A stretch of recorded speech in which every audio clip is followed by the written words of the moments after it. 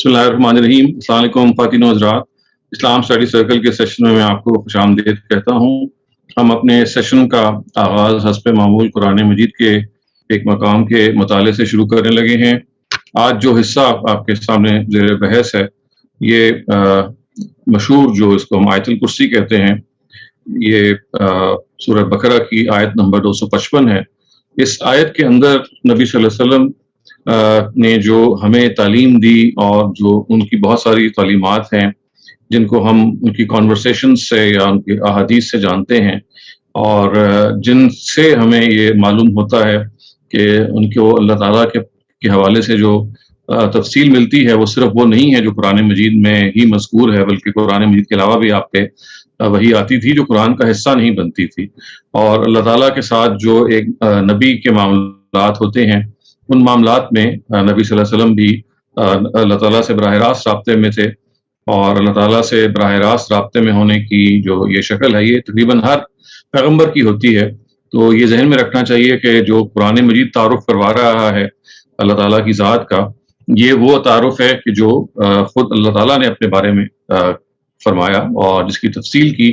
वरना जैसे कि मैंने अर्ज़ किया है कि नबी सल्लल्लाहु अलैहि वसल्लम के साथ जो एक बराह रास्त राब्ता है अल्लाह ताला की ज़ात का, उसको क्यास नहीं करना चाहिए कि वो किसी आम आदमी को मैसर होगा।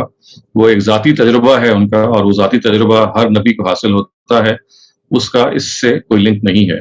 ये तो असल में खुदावंद ताला ने ये अपनी किताब में अपने तारुफ के लिए जो तफसील बताई है, उससे ये मालूम होता है कि हम खुदावंद ताला की ज़ात को तो देख नहीं सकते, और इसके साथ साथ जो उसकी ज़ात के से मुतल्लिक चीज़ें हैं वो भी हम उससे वाक़फ़ियत हासिल नहीं कर सकते। जो चीज़ हमारे लिए अल्लाह ताला की ज़ात के बारे में आप यूँ समझ लीजिए कि तस्कीन का बायस बन सकती है या उनकी ज़ात के तारुफ का बायस बन सकती है, वो उसकी सिफ़ात हैं या उसकी वो सुनन है। सुनन का मतलब है जो अल्लाह ताला के तरीके हैं, अल्लाह ताला जिस तरीके से अपने लोगों से मामला करते हैं, किस तरह से वो आज़माइश के प्रिंसिपल को जारी और सारी किए हुए हैं, किस तरह से वो लोगों को हिदायत का जो कानून है उसके हवाले से हिदायत देते हैं। तो जो अल्लाह ताला की जो डीलिंग्स और प्रैक्टिसेस हैं, इनको हम सुनन कहते हैं। आप खुदावंद ताला की पहचान उनसे कर सकते हैं, और इसके साथ साथ जो अल्लाह ताला की जो अपनी सिफात हैं, जिनको आप एट्रीब्यूट्स कहते हैं। तो ये जो अल्फाज यहाँ पे आए हैं वो ये है कि अल्लाह ला इलाहा इल्ला हुवल हय्युल क़य्यूम ला तअख़ुज़ुहु सिनतुन वला नौम लहू मा फ़िस समावाति व मा फ़िल अर्ज़ मन ज़ल्लज़ी यशफ़अु इंदहु इल्ला बिइज़्निहि यअलमु मा बैना अयदीहिम व मा ख़ल्फ़हुम वला युहीतून बिशैइन मिन इल्मिही इल्ला बिमा शाअ वसिअ कुर्सियुहुस समावाति वल अर्ज़ वला यऊदुहु हिफ्ज़ुहुमा व हुवल अलियुल अज़ीम। अल्लाह जिसके सिवा कोई इलाह नहीं, जिंदा और सबको कायम रखने वाला, ना उसको ऊँग लाहक होती है ना नींद। जमीन और आसमान में जो कुछ है सब उसी का है। कौन है जो उसकी इजाजत के बगैर उसके हुजूर में किसी की सिफारिश करे? लोगों के आगे और पीछे की हर चीज से वाकिफ है, और वो उसके इल्म में से किसी चीज को भी अपनी गिरफ्त में नहीं ले सकते मगर जितना वो चाहे। उसकी बादशाही जमीन और आसमानों पर छाई हुई है, और उसकी हिफाजत उस पर जरा भी गिरा नहीं गुजरती, और वो बुलंद है, बड़ी अजमत वाला है। सो ये वो आयतुल कुर्सी है ख़वातीन जो हम सबको बचपन से ही याद करा दी जाती है, और जिसकी वजह भी ये है कि अल्लाह ताला की ज़ात से एक बराह रास्त ताल्लुक जो हमारा पैदा हो सकता है, वो इस से बहुत यानी आगाही हासिल करने के बाद हम पैदा कर सकते हैं। और इसमें आप देख रहे हैं कि जो आखिर में आ रहा है वसिअ कुर्सियुहुस समावाति वल अर्ज़, यानी अल्लाह ताला की जो कुर्सी है वो ज़मीन और आसमान पर फैली हुई है या छाई हुई है। तो ये कुर्सी का जो लफ्ज़ है ये असल में इक़्तिदार के मफ़हूम में है, हम अपनी ज़ुबान में भी इसको इक़्तिदार के मफ़हूम में बोलते हैं। तो इसका नाम जो आयतुल कुर्सी पड़ा है इस आयत का, उसकी वजह यह है कि कुर्सी का जो लफ्ज़ आ गया है, वरना कुर्सी का जो लफ्ज़ है असल में ये अल्लाह ताला के इक़्तिदार, उसकी ताकत के लिए एक इस्तारा है, ये एक मेटाफर है। यानी कुर्सी का मतलब कुर्सी नहीं है, बल्कि जैसे हम कुर्सी इक़्तिदार कहते हैं, ये वो मुराद है, और इसी वजह से इस आयत को हम आयतुल कुर्सी कहते हैं। तो आयतुल कुर्सी से असल मुराद ये है अल्लाह ताला की इक़्तिदार, अल्लाह ताला की ताकत, अल्लाह ताला की जो क़ुव्वत है, उसके हवाले से हमें जो इत्तला वहाँ मिलती हैं उनकी तफसील क्या है। तो सबसे पहले देखिए क्या कहा कि अल्लाह ताला जिसके सिवा कोई इलाह नहीं है, वो सबको कायम रखने वाला है। یعنی توحید کا یہ ایک بیان ہے جس سے ہم سب واقف ہیں کہ خداوند تعالیٰ کے سوا کوئی خدا نہیں ہے. اگر کوئی اپنے آپ کو اللہ کے علاوہ خدا کہتا ہے یا اس کا دعویٰ کرتا ہے تو وہ ایک جھوٹا دعویٰ ہے، اور اسی کو قرآن مجید نے شرک کہا، کیونکہ شرک کے بارے میں اللہ تعالیٰ یہ کہتے ہیں کہ اگر یہ کوئی ایسی چیز ہوتی ہے کہ اللہ تعالیٰ نے اپنے کو شریک ٹھہرائے ہیں تو سب پہلے وہی اطلاع اس کی چیز کی دیتے. جب انہوں نے ہی نہیں کہا کہ میرے کوئی شریک ہیں، تو پھر انسان جب اللہ تعالیٰ کے شریک بناتا ہے تو وہ اللہ تعالیٰ پہ جھوٹ بنتا ہے. اسی وجہ سے شرک کو ہم افتراء اللہ کہتے ہیں، اللہ تعالیٰ پہ جھوٹ باندھنا. تو یہ کہا گیا کہ خداوند تعالیٰ جو ہیں وہ وحدہ لا شریک ہیں، وہ بالکل تنہا ہیں. اور پھر یہ کہا گیا کہ الحی القیوم، یعنی وہ زندہ ہیں، ان کو کبھی موت نہیں آئے گی، وہ ہمیشہ سے تھے، وہ ہمیشہ رہیں گے. یہ انسانی گرفت سے باہر کا معاملہ ہے کہ انسان جو ہے وہ نہیں سوچ پاتا کہ جب ہم یہ کہیں گے کہ اللہ تعالیٰ جو ہیں وہ زندہ ہیں، وہ ہمیشہ زندہ رہیں گے، ان کی زندگی جو کبھی گہنائے گی نہیں، وہ ہمیشہ ایک وجود کے طور پہ اس دنیا میں تھے اور رہیں گے. تو یہ خداوند تعالیٰ کی وہ حیثیت ہے کہ جو ظاہر ہے کہ ایک خدائی کی حیثیت ہو سکتی ہے. کوئی انسان اس حیثیت تک نہیں پہنچ سکتا، کسی کو اٹرنل لائف نہیں ہے. اور پھر یہ بھی کہا گیا القیوم ہے. قیوم کا کیا مطلب ہے؟ قیوم کا مطلب یہ ہے کہ جو سب کو قائم رکھنے والا ہے، وہ خود بھی قائم ہے اور لوگوں کو بھی قائم رکھنے والا ہے. گویا کہ لوگوں کو سسٹین کرنے والا ہے، لوگوں کو اپنی جگہ پہ کھڑا کرنے والا ہے، اپنی زندگی کی جو پروویژنز ہیں ان کو دینے والا ہے. تو الحی ہے اور القیوم ہے. اور پھر کہا گیا کہ لا تأخذہ سنۃ ولا نوم، یعنی آپ کو نہ اونگ آتی ہے نہ نیند آتی ہے. اللہ تعالیٰ جو ہیں وہ ایسے زندہ ہیں کہ کبھی وہ سوتے نہیں ہیں.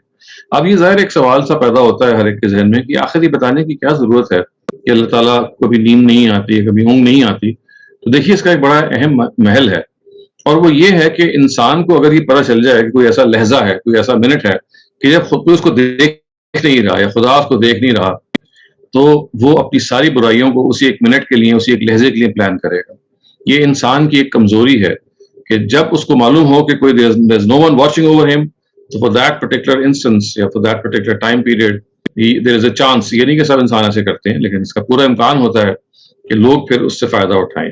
تو اللہ تعالیٰ نے اس کو رستہ بند کر دیا یہ کہہ کے کہ ان کو نہ اونگ آتی ہے نہ ان کو نیند آتی ہے. ایک لمحے کے لیے بھی وہ غافل نہیں ہوتے، ایک لمحے کے لیے بھی ان کی نگرانی میں کمی نہیں آتی. تو لہٰذا انسانوں کو یہ متنبہ رہنا چاہیے کہ وہ ہر لہجہ ان کی نگرانی کر رہے ہیں، ہر لہجہ وہ دیکھ رہے ہیں. کوئی ایک لہجہ ایسا نہیں ہے کہ وہ نہ دیکھ رہے ہوں. حتیٰ کہ اور مقامات پہ یہ بھی کہا گیا کہ جو آپ سوچتے ہیں، جو آپ کے حاشیہ خیال میں بات آتی ہے، وہ بھی اللہ کو معلوم ہوتی ہے. تو اتنا زیادہ اللہ تعالیٰ کا جو علم ہے وہ محیط ہے. اٹ از آل امبریسنگ، ہر چیز پر وہ محیط ہے، ہر چیز پہ وہ قائم و دائم ہے. یہ خود یہ اطلاع انسان کے لیے بہت بڑی اطلاع ہے. جب آپ کو پتہ لگے کہ آپ کسی ایسے بنانے والے کے زیر نگرانی ہیں کہ جس کو آپ کی ہر چیز کا پتہ ہے، آپ کے باطن کا بھی پتہ ہے، آپ کے ظاہر کا بھی پتہ ہے، تو جو انسان کی توجہ اللہ تعالیٰ کے ساتھ اس کے نتیجے میں ہو سکتی ہے وہ ہم پھر امیجن کر سکتے ہیں. ہمیں جب پتہ ہے خداوند تعالیٰ ہماری نگرانی کر رہے ہیں تو ہمیں اس نگرانی کے نتیجے میں اپنے آپ کو ہمیشہ الرٹ رکھنا ہے، کوئی ایسا کام نہیں کرنا جو اس کی رضا کے منافی ہو. تو لا تأخذہ سنۃ ولا نوم. پھر لہ ما فی السماوات و ما فی الارض، یعنی جو کچھ زمین اور آسمان میں ہے وہ اس کی ملکیت ہے. دیکھیے آیت جو ہے وہ کتنے زوردار طریقے سے کہتی ہے کہ آسمانوں میں اور زمین میں جو کچھ ہے وہ اسی کا ہے. یعنی یہ بتانے کے لیے کہ یہ جو آپ لوگوں نے دیوی اور دیوتا بنا لیے ہیں اور اللہ تعالیٰ کی خدائی کو تقسیم کر لیا ہے، اور کچھ لوگوں نے زمین کے خدا اور آسمان کے خدا، اور یوں سمجھ لیجیے کہ اگرچہ مشرکین نے تو تقسیم نہیں کی تھی، لیکن جب دیو مالا بنتی ہے، میتھولوجیز جب وجود میں آتی ہیں تو ہمیشہ سے یہ تقسیم ہمیں معلوم رہی ہے کہ مختلف چیزوں کے مختلف خدا ہیں جو بنائے جاتے ہیں، اور اس کے نتیجے میں لوگ ظاہر ہے اپنی سلطنت کو بانٹ دیتے ہیں. گریک میتھولوجی آپ جن لوگ واقف ہیں اس سے، اس کو آپ کو پتہ ہے کہ وہاں پہ آگ کا ایک الگ خدا ہے، زمین کا ایک الگ خدا ہے، پانی کا ایک الگ خدا ہے. تو یہ جو اس میتھولوجی کو قرآن مجید نے بالکل ختم کر دیا یہ کہہ کے کہ زمین اور آسمان میں جو کچھ ہے وہ خدا کی ملکیت ہے. خدا ایک ہے اور خدا کی طرف اس چیزیں پلٹتی ہیں. خدا نے ان چیزوں کو بنایا ہے، and they belong to him. There is no one who can rival him. یعنی اس کو کوئی رائیول نہیں کر سکتا. گویا کہ اس کی جو سلطنت ہے اس میں there is no other person who can challenge his authority. جو کچھ بھی ہے وہ اسی کا ہے، اسی کا تخلیق کرتا ہے، اسی کی طرف لوٹ کے جائے گا. اسی وجہ سے آپ دیکھیے کہ جب انسان کی وفات ہوتی ہے تو ہم کلمہ کہتے ہیں یہ کہ انا للہ و انا الیہ راجعون. ہم اللہ تعالیٰ ہی کے لیے ہیں اور اسی کی طرف ہم پلٹتے ہیں. یہ کامل سپردگی کا بیان بھی ہے، یہ کامل قوت کا بیان بھی ہے، اور یہ آپ کو بتاتا ہے کہ اللہ تعالیٰ کی جو ذات ہے وہ کس طرح سے محیط کل ہے. تو یہ کہا گیا کہ لہو ما فی السماوات و ما فی الارض. پھر کہا گیا کہ من ذا الذی یشفع عندہ الا باذنہ، یعنی کون ہے جو اس کی اجازت کے بغیر اس کے حضور میں کسی کی سفارش کرے. یہ سفارش کا جو پورا ایک کانسیپٹ ہے انٹرسیشن کا، ظاہر ہے یہ مسلمانوں میں بہت عام ہے، جس میں یہ کانسیپٹ بتایا جاتا ہے کہ نبی صلی اللہ علیہ وسلم آخر میں اٹھیں گے اور اپنی امت کو بخشوا لیں گے، اور اس کے نتیجے میں اگرچہ وہ گناہ گار ہوگی، اگرچہ اس کے اندر بہت ساری برائیاں ہوں گی، لیکن نبی صلی اللہ علیہ وسلم کی سفارش سے جو امت مرحومہ ہے اس کی بخشش ہو جائے گی. تو قرآن مجید کی نفی کرتا ہے بہت سارے اور جگہوں پہ، اور یہاں پہ بھی یہ کہتا ہے کہ کس کا ارادہ ہے یہ، who has the audacity، کس کی جرت ہے کہ جو اس کے جناب میں سفارش کرے، جس سوائے اس کے کہ اللہ ہی اس کو اجازت دیتے. اور اگر آپ قرآن مجید کے سارے مقامات کو دیکھیں کہ جہاں پہ سفارش کا یا شفاعت کا ذکر ہے، تو وہاں آپ دیکھیں گے کہ اصل میں جو لفظ ہے شفاعت، یہ تائید کے مفہوم میں ہے. تائید کا کیا مطلب ہے کہ ایک چیز اس کا فیصلہ تو ہو چکا ہوا ہے، لیکن ایک دوسرا شخص جو ہے وہ کہتا ہے کہ میں اس کی تائید کرتا ہوں. جس سے یہ مفہوم صاف نکلتا ہے کہ اللہ تعالیٰ کی طرف سے اچھائی اور برائی کا، اچھے لوگوں کا اور برے لوگوں کا تو فیصلہ ہو جائے گا. اس کے بعد اگر کوئی پیغمبر اس کی تائید کریں گے تو وہ تائید ایسے ہی ہے کہ جیسے کسی کی تشریف میں، کسی کی رسپیکٹ میں اضافہ کرنے کے لیے آپ کہتے ہیں جی آپ کیا فرماتے ہیں، حالانکہ ان کے فرمانے سے فرق نہیں پڑے گا، اس لیے کہ فیصلہ تو ہو گیا ہوا. ہاں یہ ضرور آپ کہہ سکتے ہیں کہ وہ لوگ کہ جن کے اعمال برابر ہیں، جن کی نیکیاں اور برائیاں بالکل برابر ہیں، اب وہاں بھی اللہ تعالیٰ کی جو رحمت ہے وہ جوش مار چکی ہوگی اور وہ فرگیونیس کا یا مرسی کا یا رحم کا فیصلہ کر چکی ہوگی. لیکن اس موقع پہ اگر وہ کسی پیغمبر کی تشریف کے لیے، اس کی رسپیکٹ کے لیے، اس کو آنر دینے کے لیے پوچھتے ہیں جی کہ آپ کیا کہتے ہیں، تو جو خدا کا فیصلہ خود پہلے ہو چکا ہوا ہے، پیغمبر اسی فیصلے پہ خود بھی کھڑا ہوگا، ظاہر وہ بھی ایک رحیم ہستی ہے. تو شفاعت اصل میں اس چیز کو کہتے ہیں کہ جہاں پہ ایک فیصلہ کر دیا گیا ہے اور وہ شخص جو ہے اس کی تائید میں کھڑا ہوا ہے. اس کا یہ مطلب نہیں ہے کہ کسی باطل کو آپ سچ کر دیں یا سچ کو باطل کر دیں یا ایک چیز کی سزا موقوف کر دیں. جو آدمی جو ڈیزرو کر رہا ہے اس کے بجائے آپ ایک نیا معاملہ پیش کر دیں. تو یہ شفاعت کا جو کانسیپٹ ہے ہمارے ہاں چونکہ بہت کہا جاتا ہے، لہٰذا جتنا اس کو سمجھ لیا جائے اتنا اچھا ہے. تو یہاں من ذا الذی یشفع عندہ الا باذنہ. تو پھر اگلا کہا گیا کہ یعلم ما بین ایدیہم وما خلفہم، یعنی جو آپ کے سامنے ہے وہ بھی اللہ تعالیٰ کے علم ہے، جو آپ کے پیچھے ہے، جو آپ کا ماضی ہے وہ بھی اللہ تعالیٰ کے علم ہے. تو دیکھیے یہ پوری کی پوری جو آیت ہے یہ کتنا زیادہ خداوند تعالیٰ کے علم کو بیان کر رہی ہے کہ وہ اس کو اونگ نہیں آتی، اس کو نیند نہیں آتی، وہ حی و قیوم ہے، وہ قائم ہے، وہ قائم رکھنے والا ہے، وہ زندہ ہے، وہ ہمیشہ تھا، وہ ہمیشہ رہے گا. چنانچہ وہ آپ کے ماضی سے باخبر ہے اور آپ سے جو پہلے ہوا ہے اس سب کو جانتا ہے، اور جو مستقبل ہے اس کے بارے میں بھی جانتا ہے. تو یہ اتنا زیادہ اللہ تعالیٰ کے علم کی، اللہ تعالیٰ کی ذات کے بارے میں یہ آیت تعارف پیدا کرتی ہے کہ اس کے نتیجے میں انسان کے اندر ایک اللہ تعالیٰ سے تعلق اور ایک خدا کا تھوڑا سا خوف بھی پیدا ہوتا ہے کہ بھئی ایک ایسی ہستی ہے جس کے سامنے میں ہر لحاظ سے ایک لحاظ سے ایکسپوز ہوں. There is nothing that I can hide from him. اور دوسرا اس کے ساتھ ایک تعلق بھی پیدا کرتی ہے کہ وہ کہ جس کے ساتھ میرا تعلق اتنا گہرا ہے کہ جو میرے ہر ایک کو جانتا ہے، اس کے ساتھ مجھے ایک محبت کا رویہ اختیار کرنا ہے. خوف ایک الگ چیز ہے، لیکن وہ جو بیم و رجا کا تعلق ہے، خوف اور محبت دونوں کا تعلق ہے. اور اصل العبودیہ کے بارے میں یہ کہا گیا کہ عبادت کی جو اصل ہے وہ یہی ہے، خشوع اور تذلل ہے وہ یہی ہے، امید و بیم کے درمیان رہنا وہ یہی چیز ہے جس کو خداوند تعالیٰ اس طرح سے یہاں پہ بیان کر رہے ہیں. تو یہ خداوند تعالیٰ کے ساتھ ایک تعلق کے اظہار میں اس آیت کا جو تعارف ہے خداوند تعالیٰ کا، وہ آپ کو ایک دوسرے لیول پہ لے جاتا ہے. یعلم ما بین ایدیہم وما خلفہم. پھر ولا یحیطون بشیء من علمہ الا بما شاء، یعنی اللہ تعالیٰ کے جو علم نے سے کوئی آپ نے اگر علم حاصل کرنا ہے تو وہ اتنا ہی آپ حاصل کر سکتے ہیں جتنا اللہ تعالیٰ چاہے گا. چنانچہ آپ دیکھیے کہ سائنس کے اکتشافات ہوں، سائنس کی انوینشنز ہوں، یا فلسفے کی طرق تازیاں ہیں، یا بہت سارے اور ایسی چیزیں ہیں کہ جو انسان نے ایجاد کی یا سمجھی ہیں، جانی، تو اللہ تعالیٰ یہ کہتے ہیں کہ وہ علم ہے جو میں نے آپ کو دیا ہے. یعنی وہ خدا کا اتنا علم ہے، اور خدا کہتے ہیں میں اتنا ہی علم دیتا ہوں جتنا وہ موضوع سمجھتے ہیں. سو من ذا الذی یشفع عندہ الا باذنہ یعلم ما بین ایدیہم وما خلفہم ولا یحیطون بشیء من علمہ الا بما شاء. لوگوں کے علم میں اتنا ہی آتا ہے جتنا اللہ تعالیٰ چاہتے ہیں کہ ان کے علم میں دے دیں. تو یہاں آپ دیکھیے کہ خداوند تعالیٰ کی جو ایک کامل وجود کا، ایک کامل علم کی موجودگی کا جو احساس ہے وہ جب انسان کے اندر پیدا ہوتا ہے تو وہ خدا کی طرف لپکتا ہے اور وہ کہتا ہے کہ ایسا خدا کہ جو اتنا حی و قیوم ہے، اتنا جاننے والا ہے، وہی میرا ملجا اور ماوا ہو سکتا ہے. مجھے اسی سے اپنے دکھ سکھ کو کہنا ہے، مجھے اسی کے پاس لوٹ کے آنا ہے، کیونکہ وہ میرے ظاہر اور باطن کو جانتا ہے، اور میرے ظاہر اور باطن کو جاننے کے نتیجے میں میرے لیے ایک اس کی بڑی خاص حیثیت ہے۔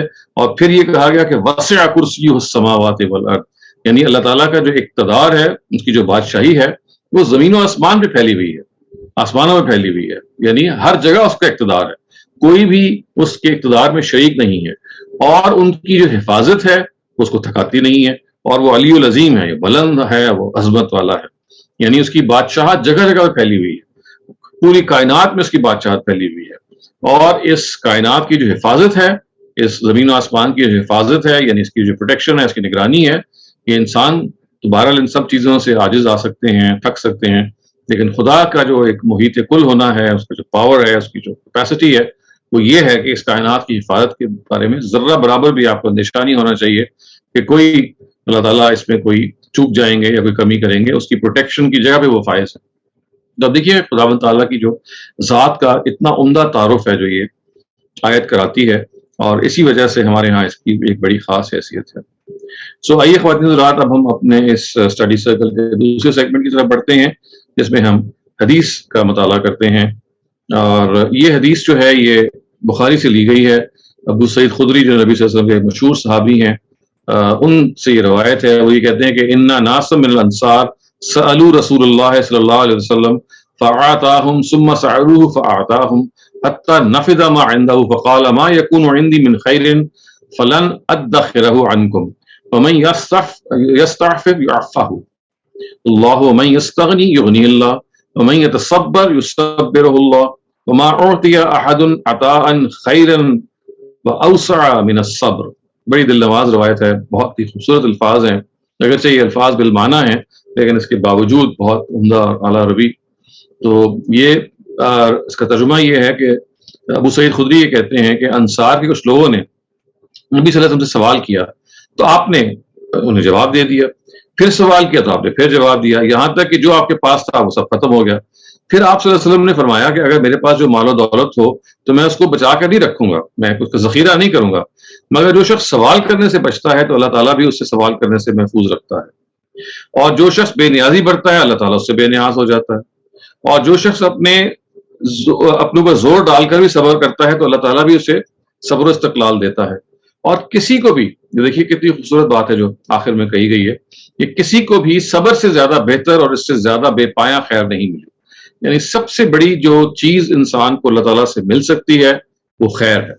تو اس روایت میں دیکھیے جو بات بیان ہوئی ہے کہ جب لوگوں نے سوال کیا تو آپ نے سوال میں کوئی کمی نہیں کی، اور انہوں نے کہا کہ دیکھو جو کچھ میرے پاس علم ہے، جو کچھ میرے پاس ہے، تم مانگو گے اس علم کو تو میں تمہیں عطا کروں گا، لیکن پھر یہ بھی کہہ دیا کہ جو شخص یعنی جو شخص جو ہے وہ یہ سوال کرنے سے بچتا ہے تو اللہ بھی اسے سوال کرنے سے محفوظ ہی رکھتا ہے، یعنی جو خود اپنے آپ کو روک کے رکھے گا کہ میں نے سوال نہیں کرنا تو اللہ تعالیٰ بھی اس کے اندر پھر سوال کرنے کی امنگ پیدا نہیں کریں گے۔ اور وَمَن يَسْتَغْنِ يُغْنِهِ اللَّهُ، اور جو بے نیازی برتتا ہے، کوئی پرواہ نہیں کرتا، تو پھر اللہ تعالیٰ بھی پرواہ نہیں کرتے اس چیز کی، اس شخص کی۔ تو خدا کے لیے کا جو بندہ ہے وہ کون ہے؟ جو پرواہ کرنے والا ہے، جو کیئر کرنے والا ہے، جو سوچنے والا ہے۔ اور پھر یہ کہا گیا کہ وَمَن يَتَصَبَّرْ يُصَبِّرْهُ اللَّهُ، تو جو اللہ تعالیٰ کے سب یعنی جو کچھ بھی صبر کرتا ہے، یعنی صبر کی توفیق مانگتا ہے تو اللہ تعالیٰ اس کو صبر دیتے ہیں۔ اور وَمَا أُعْطِيَ أَحَدٌ عَطَاءً خَيْرًا وَأَوْسَعَ مِنَ الصَّبْرِ، اور خداوند تعالیٰ کے جو گفٹس ہیں، اللہ تعالیٰ کی جو عنایات ہیں، ان عنایات میں جو سب سے جو بڑی چیز ہے وہ کیا ہے؟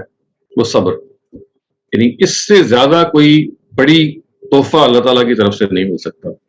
اور یہ بات اللہ تعالیٰ کی اتنی درست ہے خواتین و حضرات، ہم سب جانتے ہیں کہ صبر کتنی مشکل چیز ہے۔ اگر آپ اللہ سے بے پرواہ ہو جائیں اللہ تعالیٰ کو آپ کی پرواہ نہیں ہے، اگر آپ نے استغنا برتنا ہے تو اللہ تعالیٰ بھی آپ سے استغنا برتیں گے، وہ بھی آپ سے بے نیاز ہو جائیں گے، وہ ویسے بھی بے نیاز ہیں، لیکن اگر آپ نے بے نیازی برتی تو آپ خداوند تعالیٰ کے ہاں بالکل نسیہ منسیہ ہو جائیں گے۔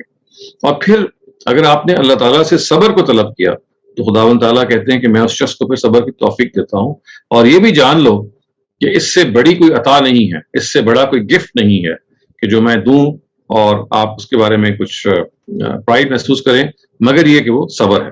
سب سے بڑا جو گفٹ ہے، اللہ کی سب سے جو بڑی عطا ہے وہ صبر کی عطا ہے، اور جس کو یہ حاصل ہو جائے اس کو اللہ تعالیٰ کا بے پناہ شکر کرنا چاہیے۔ جس سے بات بھی معلوم ہوتی ہے کہ صبر خواتین و حضرات اصل میں ایک ایسی چیز ہے کہ جس کو حاصل کرنا ایک بہت مشکل اور جان جوخم کا کام ہے۔ صبر نہ ہونے کی وجہ سے دیکھیے ہمیں غصہ آ جاتا ہے، صبر نہ ہونے کی وجہ سے ہمارے اندر توقف پیدا نہیں ہوتا، ہم غور و فکر اور سوچ سمجھ کے جواب یا رسپانس دینے کے بجائے امپلسو طریقے سے بلا سوچے سمجھے رسپانس دیتے ہیں، اور پھر جب مصیبت آتی ہے، پریشانی آتی ہے، تو بجائے اس کے کہ اس کا ہم پامردی کے ساتھ مقابلہ کریں، جیسے کہ اسٹیٹ فاسٹنس دکھائیں، اس چیلنج کو قبول کریں، ہم واویلا کرنا شروع کر دیتے ہیں یا کمپلین کرنا شروع کر دیتے ہیں۔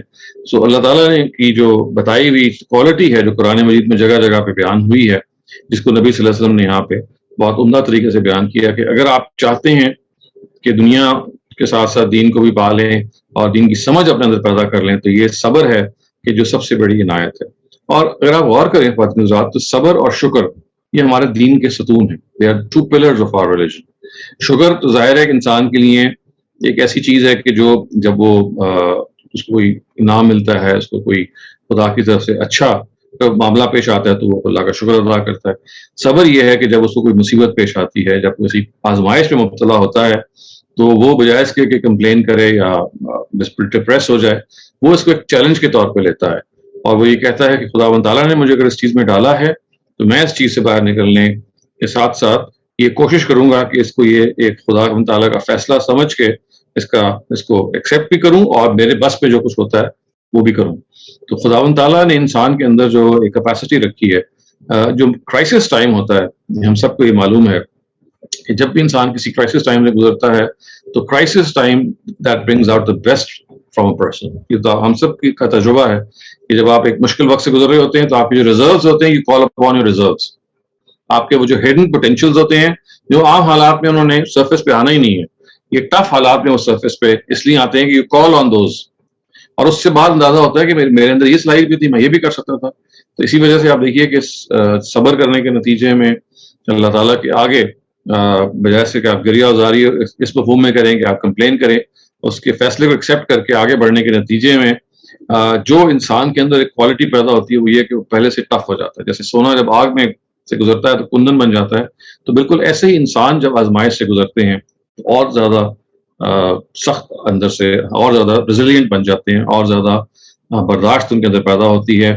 وہ خدا کے اور قریب ہو جاتے ہیں، اس لیے کہ صبر انسان کو خدا کے قریب بھی کرتا ہے، اور ان کے اندر اللہ تعالیٰ پھر وہ کوالٹیز پیدا کرتے ہیں کہ اگر کوئی آزمائش آئے یا بڑی آزمائش آئے، جس کے لیے وہ ایک پریپ کے طور پہ آپ یہ دیکھ سکتے ہیں کہ چھوٹی آزمائش آئی ہے، اس بڑی آزمائش کو بھی وہ فیس کر سکتے ہیں۔ تو یہ ہمارا جو دین ہے، اس کی جو ایک بڑی بنیادی تعلیم ہے وہ صبر کی ہے، اور اصل میں آپ دیکھیے قرآن مجید نے ایک بات اتنی عمدہ کہی ایک اور جگہ پہ جس سے مسئلہ پورا حل کر دیا، وہ یہ کہا کہ وما صبرک الا باللہ، تم صبر نہیں کر سکتے سوائے اس کے کہ تمہارا خدا کے ساتھ مضبوط تعلق ہو۔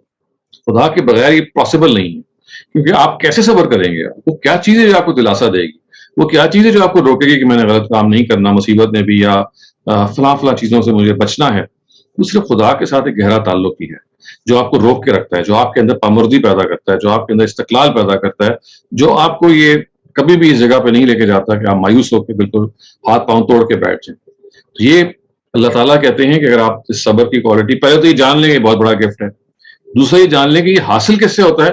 یہ خدا کے ساتھ ایک گہرے تعلق سے حاصل ہوتا ہے۔ اگر آپ کا خدا کے ساتھ تعلق گہرا ہے تو پھر آپ کے اندر وہ جو پرسیویرنس ہے، جو اسٹیڈ فاسٹنس ہے، وہ لازماً پیدا ہوگی، کیونکہ پھر آپ اس خدا کے تعلق کے ساتھ جو دنیا کے ساتھ جب لڑیں گے یا دنیا کے ساتھ مقابلہ کریں گے پریشانیوں کا یا اپنی آزمائشوں کا، تو آپ یہ محسوس کریں گے کہ آپ کے ساتھ خدا ہے، اور خدا آپ کی مائیت میں ہے، آپ اس کی مائیت میں ہیں، آپ اس کے ساتھ ہیں، اور خدا کے ساتھ ایک گہرا تعلق جب آپ کے ہاں ہوگا، جو ظاہر ہے کہ قرآن مجید کے ذریعے سے، نماز کے ذریعے سے، بالخصوص تہجد کی نماز کے ذریعے سے، اور اس چیز کے ذریعے سے کہ ہم خداوند تعالیٰ کے ساتھ جو تعلق رکھیں، اس میں جو دعا کا ایلیمنٹ ہے اس کو کبھی نہ مس کریں، کیونکہ دعا ایک ایسی چیز ہے جو انسان کے اندر ایک خاص طرح کی مضبوطی پیدا کرتی ہے۔ اس لیے کہا گیا کہ دعا مخ العبادہ، یعنی دعا جو ہے یہ عبادت کا مغز ہے، اور ایک اور روایت میں آیا کہ دعا ہوا العبادت، دعا ہی تو عبادت ہے۔ تو یہ وہ چیز ہے کہ جو آپ کو خدا کے ساتھ متعلق کرتی ہے، آپ کے توحید کے ساتھ جو ایک انسلاک ہے اس کو مضبوط کرتی ہے کہ میں نے تنہا اللہ تعالیٰ کے ساتھ جڑ کے رہنا ہے۔ اس وجہ سے خواتین حضرات جو یہ صبر ہے، اسی کے بارے میں اللہ تعالیٰ نے ایک اور جگہ قرآن میں کہا کہ وَجَزَاهُمْ بِمَا صَبَرُوا جَنَّةً وَحَرِيرًا، کہ یہ جو جنت ہے یہ ہے کیا اصل میں. یہ جو آپ کو ایک گفٹ ملے گا یہ اصل میں صبر کی جزا ہے. یہ جو آپ نے دنیا میں پیشنس اور پرسیورنس دکھائی ہے اسی کی تو جزا ہے, اسی کا تو ریوارڈ ہے یہ کہ آپ دنیا میں بچ کے رہے, اپنے آپ کو آپ نے روک کے رکھا, آپ نے اپنے آپ کو بچا کے رکھا. تو یہ اسی وجہ سے اس کی ایک غیر معمولی حیثیت ہے. خواتین حضرات, اب ہم اپنے اس اسٹڈی سرکل کے تیسرے سیگمنٹ کی طرف بڑھتے ہیں, اور یہ جو تیسرا سیگمنٹ ہے اس میں ہم بائبل کی کسی آیت کا مطالعہ کرتے ہیں. یہ متی کی انجیل ہے, 11واں باب ہے اور 28 سے 23 تک آیتیں ہیں, اور اس کے الفاظ یہ ہیں کہ اے محنت اٹھانے والوں اور بوجھ سے دبے ہوئے لوگوں, سب میرے پاس آؤ, میں تم کو آرام دوں گا. یہ حضرت مسیح کہہ رہے ہیں. میرا جوا اپنا اٹھا لو, اپنے اوپر اٹھا لو. جوا کا مطلب ہے جو آپ اس کو یوک کہتے ہیں, جو گردن میں اس کو لپیٹا جاتا ہے. اور مجھ سے سیکھو کیونکہ میں حلیم ہوں اور دل کا فروتن, یعنی دل کا نرم ہوں, اور حلیم ہوں کا مطلب برداشت کرنے والا ہوں.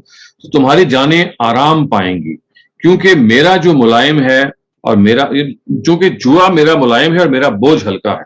یعنی اگر آپ میری جو غلامی اختیار کر لیں گے تو آپ کا جو جوا ہے وہ کم ہو جائے گا.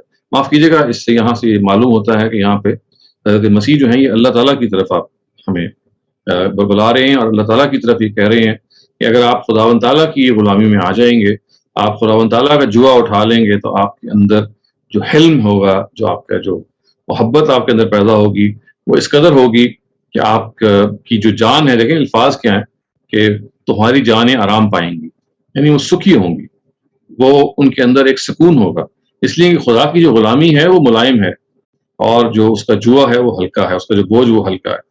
تو یہ جو اللہ تعالیٰ کے جو پیغمبر ہیں, یہ جو ہمیں بتاتے ہیں بار بار کہ آپ کو بس ایک خدا کے ہو کے رہنا ہے, ایک خدا کی غلامی کو اختیار کرنا ہے. وہ خداوند تعالیٰ کا جو جوا ہے, جو یوک ہے غلامی کا, جو پھندا آپ یوں سمجھ لیجئے, وہ جب آپ ایک شخص کی غلامی میں آتے ہیں اور ایک ذاتی غلامی میں آتے ہیں جس نے آپ کو بنایا ایکچولی, تو اس کے بارے میں یہ کہا گیا کہ وہ بہت ساری غلامیوں سے آپ کو نجات دیتا ہے. وہ ایک ہلکا جوا ہوتا ہے, وہ ایک ہلکا بوجھ ہوتا ہے جو آپ اپنے گلے میں پہنتے ہیں, اور اس کے نتیجے میں وہ بوجھ جو ہے وہ آپ کو خدا ہی کے آگے جھکاتا ہے, وہ کسی اور کے آگے نہیں جھکاتا. تو اصل میں یہ جو دنیا ہے خواتین حضرات, یہ انسان کے اندر جو ایک احساس ہے, جو اس کے باطن کا احساس ہے, جو اس کے انر جو اس کا شخصیت ہے, اس کا احساس ہے کہ میں ایک مخلوق ہوں, میں ایک عاجز مخلوق ہوں, میں کسی کا بنایا ہوا ہوں, اور جو بنانے والا ہے وہ ایک قوت قاہرہ رکھنے والی ذات ہے, اور میں اس کا ایک ادنا بندہ ہوں, ایک ادنا غلام ہوں. یہ جو ایک سوچ ہے جو ہم سب میں بار بار پیدا ہوتی ہے کہ ہم خداوند تعالیٰ سے متعلق ہوں, ہم خداوند تعالیٰ کے ساتھ ہمارا جو ایک معاملہ ہے وہ اس طرح کا ہو کہ جو ایک آقا اور اسے غلام کا ہے. تو یہ وہ فطری چیز ہے جو ہمارے اندر پیدا ہوتی ہے. آپ دیکھیے, this is not something which is artificial in any way, it is something which naturally rises in our cells. اور اس کو دیکھیے یہاں پہ متی کی انجیل میں اس کو الفاظ دے کے یہ کہا گیا کہ دیکھو یہ چیز تمہاری اپنی فطرت ہے کہ تمہیں ایک خدا کا جوا پہننا, ایک خدا کی غلامی اختیار کرنی ہے, لیکن تمہیں بتانا بھی ضروری ہے کہ انسان بھٹک جاتا ہے, کیونکہ آپ جب خدا کے آگے جھکتے ہیں تو اصل میں آپ ایک سہارے کو, جو آپ کا اصل سہارا ہے, اس کو اپنا ملجا اور ماوا بناتے ہیں. اور جب آپ اوروں کے سامنے جھکتے ہیں پھر وہ جو جوا ہے وہ اس میں بوجھ پیدا ہوتا ہے, اس لیے کہ وہ ایک تنہا پھر جوا نہیں رہتا, وہ تنہا ایک یوک نہیں رہتا. پھر آپ مختلف لوگوں کی غلامیاں کرتے ہیں اور مختلف لوگوں کے آگے جھکتے ہیں, جو ایک غیر فطری حالت بھی ہے, اور خود انسان کے اندر ایک عدم سکون, یعنی سکون اس کا غارت ہو جاتا ہے. سو اللہ تعالیٰ کی غلامی میں آنا, اللہ تعالیٰ کے ساتھ جڑے رہنا, اللہ تعالیٰ کو تنہا ماننا, اپنا آقا ماننا, یہ وہ ایک نیچرل احساس ہے, یعنی یہ کوئی آرٹیفیشل چیز نہیں ہے. یہ ہم سب کے اندر, ہماری انٹیوشن کے اندر, ہماری فطرت میں موجود ہے. We want to relate to God, to someone who has created us. تو یہ ایک ریلیشن شپ ایسا ہے which is spontaneously, یعنی impulsively ہم اس کو محسوس کرتے ہیں. لیکن دنیا میں آ کے بہت سارے ایسی عوارض ہوتے ہیں, آپ شرک کی بعض چیزوں میں غلطان ہو جاتے ہیں, بعض دفعہ آپ کی رستہ آپ بھٹک جاتے ہیں, تو آپ کو بار بار یاد کرانا پڑتا ہے کہ کسی اور کے غلامی اختیار نہ کرو, آپ تنہا اللہ تعالیٰ کی غلامی اختیار کریں. یہ جو آپ حج کے موقع پہ آپ دیکھتے ہیں نا کہ ہم اپنے بالوں کو منڈواتے ہیں, کیا آپ کو معلوم ہے کہ یہ جو رسم بالوں کے منڈوانے کی یہ کیا رسم ہے؟ تو دیکھیے, قدیم زمانوں میں بادشاہوں کی جو غلامی کا جو اعلان کیا جاتا تھا کہ میں فلاں بادشاہ کا غلام ہوں, وہ سر منڈا کے کیا جاتا تھا, اور پھر وہ اس بادشاہ کے دربار میں سر منڈا کے حاضر ہوتے تھے, اور یہ ایک لحاظ سے ایکسپریشن ہوتا تھا کہ I am a slave to you, जो किंग वहाँ होता था। तो अल्लाह ताला ने उसी कदीम रस्म को बरकरार रखा, लेकिन उसको अपने से मुतल्लिक कर लिया। और जब हम ये जो हजामत बनवाते हैं या हल्क करवाते हैं या तकसीर करवाते हैं बाल, या तो मुकम्मल काट देते हैं या उसको थोड़े से काटते हैं हज के मौके पे या उम्रा के मौके पे, तो असल में ये क्या चीज़ है? ये सिंबॉलिक एक्सप्रेशन है इस चीज़ का कि ऐ खुदा मैं आपकी गुलामी में आ गया। तो हम चूंकि बाज़ दफ़ा इन रिचुअल्स की जो पीछे फिलॉसफी है उससे वाकिफ नहीं होते, तो हमें लगता है जैसे हम बाल कटवा रहे हैं महज हज में। नहीं, यहाँ बाल कटवाने की एक सिग्निफिकेंस है, और वो सिग्निफिकेंस जैसे मैंने अर्ज किया वो ये है कि you actually express this through this whole act. I'm in your submission. मैं आपके अब गुलामी में आ गया हूँ, और मैं एक मरतबा फिर इस चीज़ का ऐलान करता हूँ कि मैं आप ही को अपना आका मानता हूँ, आप ही को अपना मलजा और मावा मानता हूँ। तो ये देखिए हज के ज़रिए से ये चीज़, इसकी एक बहुत बड़ी गैर मामूली याद दहानी है जो करवाई जाती है। और ये ज़रूरी है कि मैंने तो एक ही चीज़ की तरफ इशारा किया, वरना अगर आप हज को देखेंगे तो उसका जो एक एक रिचुअल है वो सिंबॉलिक है, उसके पीछे कोई ना कोई एक सिंबोलिज्म है। वो एक, it's not something in itself, यानी आप जब पत्थर मार रहे हैं जमरात के अंदर, तो वो पत्थर क्या है? मुस्लिम में सिंबलाइज कर रहे हैं कि आप शैतान को पत्थर मार रहे हैं, असल में तो शैतान वहां नहीं है। तो इसी तरह से हर हज का जो रिचुअल है वो किसी ना किसी चीज की सिंबल को बयान करता है। तो ये जो बाल मंडवाना है ये अल्लाह की गुलामी के सिंबल को बयान करता है, और ये वो चीज है कि जो हमारे सारी जिंदगी याद दहानी के लिए फिर अपने साथ रखनी है कि हमें किसी और को अपना आका नहीं मानना, हम उसी खुदा के गुलाम हैं, उसी खुदा के मानने वाले हैं। हत्ता कि कोई इंसान, यहाँ तक कि पैगंबर ही क्यों ना हो, वो भी हमारा आका नहीं हो सकता। हमारा आका तन्हा खुदा ही हो सकता है। सो दिन रात हम अपने इस सब स्टडी सर्कल के तीसरे हिस्से को मुकम्मल करते हैं, और चौथे हिस्से में हम किसी मौजू पर डिस्कशन करते हैं, एक दूसरे के तजुर्बात से फ़ायदा उठाते हैं। ये आपको मालूम है एक मॉडरेटेड सेशन होता है, मरियम आप इसको मॉडरेट करेंगी, और आज के टॉपिक के लिहाज से ये हम बात को आगे बढ़ाएंगे। आज का जो टॉपिक है जो आपके सामने डिस्प्ले हो रहा है, एक मुश्किल चीज़ है शेयर करना, लेकिन बहरहाल आप में से जो चाहेंगे इस बात को शेयर करना तो इट्स वेरी वेलकम। शायद इसमें हम किसी और भाई या बहन की भी मुश्किल आसान हो जाए। तो मौजू ये है कि एक बुरी आदत जिससे मैं छुटकारा पाना चाहता हूँ, some bad habit that I have and I'd like to get rid of that bad habit. If you would like to share any bad habit that you would have and you'd like to get rid of it, I mean this could be beneficial for others as well. So over to you, Maryam. Thank you very much, Dr. Saleem. I'll kick off the conversation. I have a lot of bad habits that I want to and need to get rid of. Though in terms of interacting with people, I think my greatest bad habit is my reaction speed. So if someone is telling me something, I'm very expressive, so I tend to immediately react with my face, my gestures, and then my words. And sometimes the words leave my mouth before I have enough time to process what I really want to say.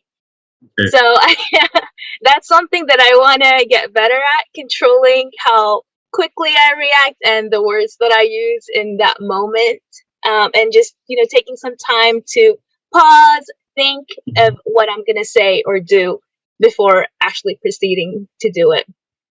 Okay, right. So, well, this is something which I think most of us suffer from, that pause and that, you have to stop yourself from immediately responding. Thank you. Ghazal, I'd like to ask you next if there's something that you'd like to share. जी शुक्रिया। Definitely एक मुश्किल सवाल है, जवाब देना आसान नहीं है, बट एक चीज़ जो मैंने अपने आसपास के लोगों पर गौर करते हुए सीखी और अपने अंदर वो कमी महसूस की, और आप कह लीजिए कि मुझे लगा कि ये मेरी शायद अच्छी आदत नहीं है, वो ये कि मैं बहुत ज़्यादा इंटरैक्टिव नहीं हूँ इन टर्म्स ऑफ कि मैं बहुत ज़्यादा दोस्तों को रीच आउट नहीं करूँगी। I'll be more busy in my own routines and I'll forget to call them and I forget to ask how are they doing. So ये चीज़ मुझे अपने बारे में बहुत अब ओवर टाइम महसूस होता है कि ये मेरी एक गलत आदत है और मुझे शायद इसके ऊपर काम करना चाहिए. I should reach out to people a lot more, family, friends. So this is something I hope I can overcome. Shukriya. Right. Thank you so much for sharing, Ghazal. And up next we have Rohan. Please go ahead. Right, thank you. So there are two bad habits I want to get rid of. One of them is that sometimes I criticize myself so much that I turn towards self-hatred. And another thing is that I don't trust my own decisions. Like, I have to ask for reassurances again and again from people. So that's something I want to overcome. Okay. Reassurances and being overcritical of your own self. Thank you for sharing. Akram Bhatti, you're up next. Please go ahead. अस्सलाम वालेकुम sir. वालेकुम सलाम। Sir आप बुरी आदतें बहुत develop की हैं, लेकिन there are two particular I'm trying to control and change. अच्छा। I don't know. एक पहली बात यह है कि फिर मुझे, because I have probably never, I give an excuse because I have never worked for anybody. So if anybody challenges my authority, I get mad really quick. और वैसे भी घर में बड़ा था, तो इस वजह से ऐसा डेवलप हो गया कि if anybody challenges my authority, I get mad real quick. और कोई मुझे कहे तुम झूठ बोलते हो, तो that really upsets me. And then फिर वो मामला तरह बिगड़ जाते हैं. So I'm trying to correct it. It's not easy. और दूसरा है कि लोग पीछे बात करना. पहले जो यंग रहे, अकेले रहे, तो used to talk about by naming people. Now I stopped naming people. I still say one person said did this and this is wrong about him. I don't mention the names anymore. So these two habits, I had bad habits, which very bad, and I'm trying to correct it. So God help me. Thank you for sharing. Rafia Khwaja, you're up next. Please go ahead. My habit, which I'd like to change, is that I get disheartened very quickly, and it just gets me down. So I need to make myself a little stronger. And I have great faith in God, but I still need to be more positive, so I don't lose hope so quickly. It happens if I hear sad news, and I just get disheartened. And this is I realize that this is not a good habit. Okay. So not getting disappointed too soon. I mean, you should wait, probably. Yeah. So I'm trying my best, and I hope I can get over it. Inshallah. Inshallah. Najia, you're up next. Please go ahead. सबसे पहले मैंने ये realise करना शुरू किया कि मेरे अंदर जो एक परफेक्शनिस्ट होने की आदत है, वो मेरी फैमिली को फायदे के बजाय कुछ नुकसान पहुंचा रही है. और क्योंकि माशाल्लाह बच्चे जो हैं वो मेरे बहुत ज्यादा वोकल हैं, we try to create an atmosphere जहाँ वो हर बात हमसे कर सकें. तो मेरी बेटी जो है वो 14 इयर्स की है, लेकिन वो बहुत साइकोलॉजी के बारे में पढ़ती है. तो शी टोल्ड मी कि अम्मा, मे बी बिकॉज नानी जान held you responsible in a very stringent manner. So it is your trauma response that you try to be so perfectionist, and you are making us, go through the same cycle. So फिर मैंने काफी इस पे गौर किया और मैंने ये सोचा कि yes, we were raised in an atmosphere that we were held to very high standards. Studies हो या जिस तरह आप ज़बान इस्तेमाल कर रहे हैं, ये बोलना है, ये नहीं बोलना है, इस तरह बिहेव करना है, इस तरह बैठना है, बड़ों के साथ ऐसे बात करें. We were always, in kind of a helicopter atmosphere. तो वो शायद वो एक ट्रांसलेट हो जाता है when you become a mother, when you become a workforce person. तो आपको हर जगह अपना बेस्ट इतना देने की आदत हो जाती है कि you start expecting the same from your children as well. हर वक्त वो एक स्ट्रेसफुल सिचुएशन में रहते हैं. तो मेरे बड़े बच्चे ने तो ऐसे कुछ जिक्र नहीं किया कभी खास, लेकिन मेरी बेटी जब तरह बोलना शुरू हुई है 2-3 साल से, since she was 12, तो मुझे लगने लगा yes, so if I really have to bring my standards down, and there shouldn't be any standards per se. जब आप बच्चों को ग्रो करने दे रहे हैं और अगर आप हमेशा उनके सामने एक बेंचमार्क सेट करते हैं, तो it actually violates their growth. तो इस पे मैं काफी सोचने लगी हूँ. मैं हर बात से पहले ये जरूर सोचती हूँ कि उनको एक फ्री हैंड दूं, उनको ग्रो करने दूं, उनको हैप्पी फील करने दूं. I had a very, very great childhood, लेकिन बड़ा stressful childhood, and I want them to look back at their growth years, young adulthood. So really want them to feel happy कि वो grow कर रहे थे, वो happy थे, वो constricted feel नहीं करते थे. तो ये मेरे लिए एक challenge है, क्योंकि it is generational in us. کہ ہمیں اپنے آپ کو, پھر اگر آپ ورکنگ مدر ہوتے ہیں تو آپ کو بہت زیادہ پروف کرنا ہوتا ہے, جی میں کھانا بھی اچھا پکاتی ہوں, میرے بچے بھی ٹھیک ہیں, میں پڑھاتی بھی ہوں ان کو, اور میں باہر بھی بالکل ٹھیک ہوں. تو یہ ایک آپ کو ڈبل ایک مام گلٹ بھی آتی ہے کہ وہ اس وجہ سے آپ اپنے آپ کو اوور ایگزرٹ کرتے ہیں. پھر وہ پریشر جو ہے ان نوئنگلی آپ کی فیملی میں ٹرانسفر ہونا شروع ہو جاتا ہے. آپ ان سے ایکسپیکٹ کرنے لگتے ہیں کہ وہ بھی آپ کو اتنا ہی ریسیپروکیٹ کریں جتنی آپ کی ایفرٹس ہیں. تو اب میں اپنی ایفرٹس بھی تھوڑی کم کرنے لگی ہوں. I am relax now much more than what I was 2-3 years ago. The credit goes to my daughter, I would say. Right. Chale, wonderful. Great. It's great to hear how children can have such a huge impact on the parents themselves. Right. Asif Ali, you're up next. Please go ahead. جی السلام علیکم doctor صاحب. وعلیکم السلام. اصل میں جو share کرنا چاہ رہا ہوں اس فورم پر, ظاہر ہے بیڈ ہیبٹس تو بہت ساری ہیں, لیکن شاید اس شیئر کرنے سے اور لوگوں کو بھی کچھ فائدہ ہو جائے. وہ یہ کہ مطلب میرا جو مائنڈ سیٹ ہے وہ تھوڑا کریٹک مائنڈ سیٹ ہے, تو اس میں اس کریٹیسائز کرنے کے مائنڈ سیٹ کو, یا جب میں اسٹوڈنٹ تھا تو اس وقت تو ظاہر ہے بہت سارے اسٹوڈنٹ کے ساتھ مل کے, فار ایگزامپل کوئی ٹیچر اگر کلاس میں ہے اس کو کتنی جلدی سوال پوچھ کے ادھر ادھر کے بھگایا جا سکتا ہے, اس طرح کے کام تو ہم کرتے تھے.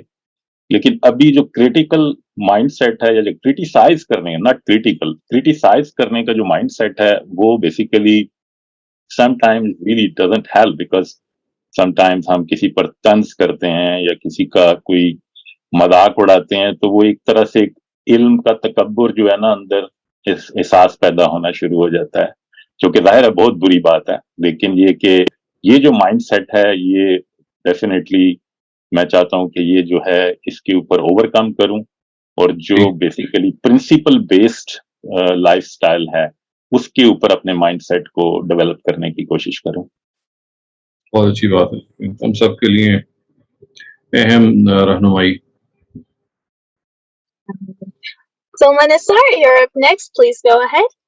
ڈاکٹر صاحب میری جو ایک بہت بری عادت ہے وہ یہ ہے کہ اگر مجھے پتا چلے کہ ایکسپیرینس سے پتا چل جائے کہ کوئی شخص ڈس آنیسٹ ہے اور کرپٹ ہے, تو میں اس کی کوئی بھی بات سننے کے لیے تیار نہیں ہوتی. چاہے وہ کہتے ہیں نا سب کے کوئی بھی اچھی بات کرے تو اس کو سن لینا چاہیے, لیکن میں اندر سے کسی صورت اس کو برداشت نہیں کر سکتی اور میں اس کی کوئی بات سننے کے لیے تیار. اور دوسرا یہ کہ میں بھی تھوڑا سا کریٹیسائز کرتی تھی, لیکن فوراً ہی کرتی تھی. لیکن یہ کہ میں آپ لوگ کی کلاس میں آ کے غامدی صاحب کو سن کے اپنی بہت ساری چیزوں کو جو ہے وہ پازیٹیو کرنے کی کوشش کی, اور میں اس میں بہت حد تک کامیاب ہوئی. خاص طور پہ ریلیجیسلی اگر ہم کبھی کوئی بات کرتے تھے بہن بھائی, تو میرے بالکل بھی اس مائنڈ سیٹ کے نہیں ہے, یعنی کہ وہ اس غامدی صاحب کی بات کو نہیں سمجھتے ہیں, تو اس پر جو ایک جھگڑے والی کیفیت ہوتی تھی تو اب وہ چیز نہیں رہی ہے. اب میں بہت تحمل کے ساتھ جو ہے نا وہ بتا دیتی ہوں. تو یہ بہت بری عادت تھی جو تھی مجھ میں, لیکن یہ میں نے اس پہ ابھی بھی شاید ہو جاتا ہو کہ میں ایک دم ایگریسو ہو کے کسی بات کا جواب دے دوں, لیکن یہ کہ میں نے اس پہ قابو کرنے کی کوشش کی. یہ دو چیزیں بڑی اچھی بات ہے, سب کے لیے بڑی اہم چیز ہے یہ. Imran Babar, please go ahead. السلام علیکم ڈاکٹر صاحب. وعلیکم السلام جی. ڈاکٹر صاحب میں جو ہوں نا وہ پرفیکشنسٹ ہوں. کوئی بھی میں کام کرتا ہوں تو میری کوشش ہوتی ہے کہ وہ اچھے سے ہو. تو پرفیکشنزم اینڈ کنٹینیوس امپروومنٹ, یہ دو چیزیں ہیں جس کے اوپر نا میرا بہت ایکسائٹ کرتی ہیں مجھے. تو اس کی وجہ سے میرے اندر نا ایک انزائٹی بھی آ جاتی ہے جو کئی دفعہ مطلب لوگوں کو انکمفرٹیبل کر دیتی ہے. تو میں اس کے اوپر میں کاشیسلی قابو پانے کی کوشش کرتا ہوں کہ یار اس چیز کو بیلنس میں رکھا جائے, کہ اس کے اندر وہ انزائٹی نہ آنے پائے, لوگ انکمفرٹیبل نہ ہوں اس کے ساتھ. تو میں اس پہ کوشش کرتا ہوں, اور آپ کے بھی اور ہر چیز کے اندر when you're talking to your kids या अपने colleagues के साथ और अपने जो लोग आपको रिपोर्ट करते हैं उनके साथ, तो इसके ऊपर थोड़ा सा काबू पाने से ये नहीं है कि आप उसके अंदर क्वालिटी को कॉम्प्रोमाइज करें या आप चीजों को इम्प्रूव नहीं करें, लेकिन अगर आप एंजाइटी को थोड़ा सा कम कर लें तो उससे चीजें ज्यादा अच्छे तरीके से आपका मैसेज जा सकता है. तो मैं उस पर काबू पाने की कोशिश कर रहा हूँ. चलें, बहुत अच्छी बात है. Thank you very much. We'll try again. iPhone, if you can unmute yourself and please go ahead. And until maybe they can figure out, we've had a very fun chat going, so I'd like to share some of the things in the chat. A non-exhaustive list of procrastination, poor time management, anger management issues, lacking discipline, not keeping in touch with family, as someone else said, and not reading enough Qur'an, prayers lacking in focus and khushu', extravagant spending, bad eating habits, not disciplined enough in eating habits or fitness, quick to take high moral ground, slight narcissism, and I guess very human habits. Cool. Yes, absolutely. So, although you have not asked me this, so let me also share. I have one of the habits that I'd like to get rid of. अगरचे ज़ाहिर है कि बहुत सारी बुराइयां हैं जो इंसान बाज़ दफ़ा अपने रब के दरमियान रखना चाहता है, लेकिन एक ख़ास जो बुरी आदत मैं अपने अंदर से ख़त्म करना चाहता हूँ वो ये है कि I feel that I am not a good husband. I mean, जितना टाइम देना चाहिए घर वालों को, स्पेशली वाइफ को, probably I am not giving that time, or spending more time in my work and my commitment and my traveling. तो उससे ज़रा फिर husband and wife relationship compromise हो जाता है. I try to compensate, but I think that I still fall short. So I do try to work on this के इस habit से निकला जाए. लेकिन it's difficult क्योंकि अगर आपका एक if you have a mission तो that is उसकी pull बहुत ज़्यादा होती है ना. लेकिन इसके बावजूद I think कि जो अल्लाह ताला की बात है वो ये है कि आपको अपने रिश्तों में बैलेंस पैदा करना, तवाज़ुन पैदा करना ये ज़रूरी है. जो काम है अल्लाह ताला उनके बारे में आपसे इतना नहीं पूछेंगे जितना इस बारे में पूछेंगे कि आपने अपनी बच्चों से, बीवी से, माँ से, जो आपके बिल्कुल करीबी ताल्लुक के लोग हैं, उनके साथ आप यानी जिस तरह आप कहते हैं ना कि just as you would like to be with them, एक और होता है कि you are emotionally I mean, having that emotional intelligence, you are able to cater for their emotions as well. So not just providing them, you provide तो आप कर सकते हैं, लेकिन being there for them emotionally, which I do think that I lack in. I do try. I'm trying my best कि मैं इस habit को overcome करूँ. Thank you very much for sharing, Dr. Saleem. It just goes to show how no matter where you are and what position you are, there are always things to improve upon, and we're all human at the end of the day, so taking it one day at a time. Thank you so much for sharing, everyone. iPhone, like two bad habits I would like to share. One is that I'm quite trusting. When you trust people more, you feel let down by them, and one should keep a level of expectation. You trust them for some reason, but many people, relatives, acquaintances let you down badly. So one shouldn't trust people that much so that you're not let down. And so, secondly, I'm sorry, this is a bad habit. I think it is a habit too good. I mean, it's crossing goodness limit. But it happens like that. Secondly, I'm told by people that I speak fast as they find it difficult to understand me. So I'm working on it, but I haven't got any compliments so far that I have improved it. Right, but inshallah you'll do it one day. Thank you. Oh, may Allah help us all overcome our bad habits, inshallah. And with that, I think we don't have any more raised hands, so we can move over to the Q&A segment.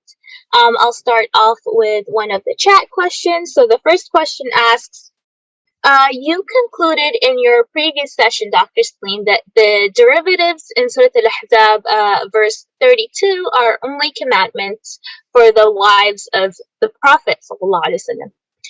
But many scholars state that this is a commandment that's for all women, and so if any women talk to men in a soft way, they will be punished though even if their intentions are good. And if someone is pleased by a woman's voice, even without lust, it will still be a sin. Are there any other scholars amongst the Sunni fiqhs who stated that the verse that we spoke about, Surah Ahzab, verse 32, only commands the mother of the faithfuls in particular and not the rest of the women? I think the right approach is not to count people having a particular opinion. The right approach is to weigh the arguments and the reasoning which a person is presenting. अगर आप इस्तदलाल पे गौर करें और उसमें गलती निकालें तो ये बड़ी अच्छी बात है. हो सकता है वो इस्तदलाल एक ही आदमी का हो. तो इस असल चीज इस्तदलाल है. तादाद की कोई हैसियत नहीं है सच्चाई के मामले में. एक सच्चा आदमी अगर या एक सही बात पे खड़े होने वाला आदमी जो है अगर आपको वो नजर आता है तो तन्हा काफी है. हाँ, आप उससे इत्तेफाक ना करें, आप ये समझ लें कि भाई उसकी बात में की दलील जो है वो कमजोर है, बिल्कुल ठीक है. तो ये पूछना कि जी आपकी राय के हामिलीन और भी हैं या नहीं है, ये असल में मेरा ख्याल एक नॉन एकेडमिक क्वेश्चन है. एकेडमिक क्वेश्चन ये है कि आप ये कहें जी कि आपकी राय के अंदर जो इस्तदलाल है उसमें ये कमजोरी है या फलां इस्तदलाल में ज्यादा कुव्वत पाई जाती है. तो अगर आपको अपनी जो दूसरे स्कॉलर्स हैं उनकी बात में कुव्वत नजर आती है, उनका इस्तदलाल मजबूत नजर आता है, आप उनकी बात को जरूर एक्सेप्ट करें. तो ये जो तरीका है ना उसमें ये तब्दीली पैदा करें कि तादाद के बजाय जो इस्तदलाल है, जो रीजनिंग है, उसको समझने की कोशिश करें और वो जो जिस रीजनिंग को आप समझ लेंगे आप उसी के मुकल्लिफ. Thank you very much for the clarification, Dr. Saleem. The next question asks, and I'll read it word for word. How do we come to know what exactly is included in fawahish when the Qur'an mentions it as such in Surah Al-A'raf? The participant is asking this because fahish means indecency. And with indecency, it means something that's not conforming with the generally accepted standards of behavior, especially in relation to sexual matters. So now, fornication is considered indecent, but masturbation is not. Although in this society, both of them are considered to be non-conforming with generally accepted standards of behaviors. As such, the participant is confused on how to find out what exactly is included and excluded from the category of fawahish. देखिए, इसका सही तर्जुमा करेंगे तो मसला हल हो जाएगा. Indecency is not the right translation. Vulgarity, something which is vulgar. So vulgarity, किसी ने masturbation को vulgar कहा है जिंदगी में? I mean, I don't think you can ever call this as something which is vulgar. Vulgar का मतलब है कि आप अपने sexual parts को display करें या उनको misuse करें किसी लिहाज से जिसमें you are not allowed to vis-a-vis having extramarital relations, etc., etc. इस वजह से आई थिंक प्रॉपर तर्जुमा जो है फाहिशा का मतलब है वल्गर होना. तो वल्गैरिटी इज समथिंग, जैसे अंग्रेजी में एक लफ्ज है when you talk about vulgarity, you know what you talking about. तो अरबी जबान में कोई अल्लाह ताला ने तशरीह नहीं की. फाहिशा कॉमन वर्ड है. फोश का मतलब है जो चीज वल्गर होती है. तो अगर आप इंडिसेंसी को वल्गैरिटी के मफहूम में लें तो फिर तो हो सकता है, क्योंकि इंडिसेंसी के तो बहुत सारी कॉनोटेशंस हैं. So indecency is not just regarding sexual matters, it could be any other matter. So vulgarity is the right translation, I would say. अगर आप उसको सामने रखेंगे तो there should not be any problem. और थोड़ा बहुत हो भी जाता है इंसान जहाँ पे एक चीज को समझने की कोशिश करता है, लेकिन vulgarity का मतलब ये होता है कि things which relate to your sexual organs, your sexual parts, you are using that particular area to either display them in a way that they should not be. उनको आप expose कर रहे हैं या उनका ऐसा use कर रहे हैं कि जो allowed नहीं है, जैसे मैंने कहा extramarital relations. Thank you so much, Dr. Saleem, for that. Our next question comes from Rafia Khwaja. Please go ahead. Doctor Shahzad, आपने फरमाया था, टॉक्ड अ लॉट अबाउट सब्र. मुझे ये प्रॉब्लम होता है कि when I C a tragedy like a child dying in an accident और somebody has a child who's retarded and has to look after the child for the rest of their life, तो उसमें इंसान किस तरह सब्र करता है. और then it is difficult to understand कि everything is done, अल्लाह करता है, तो इसमें अल्लाह की क्या हिकमत हो सकती है. I know life is a trial, but to me, मुझे जरा से मुश्किल लगता है कि we won't get answers till we die कि ये ट्रेजेडी क्यों किसी के साथ ऐसे हुई है. So how should one handle it?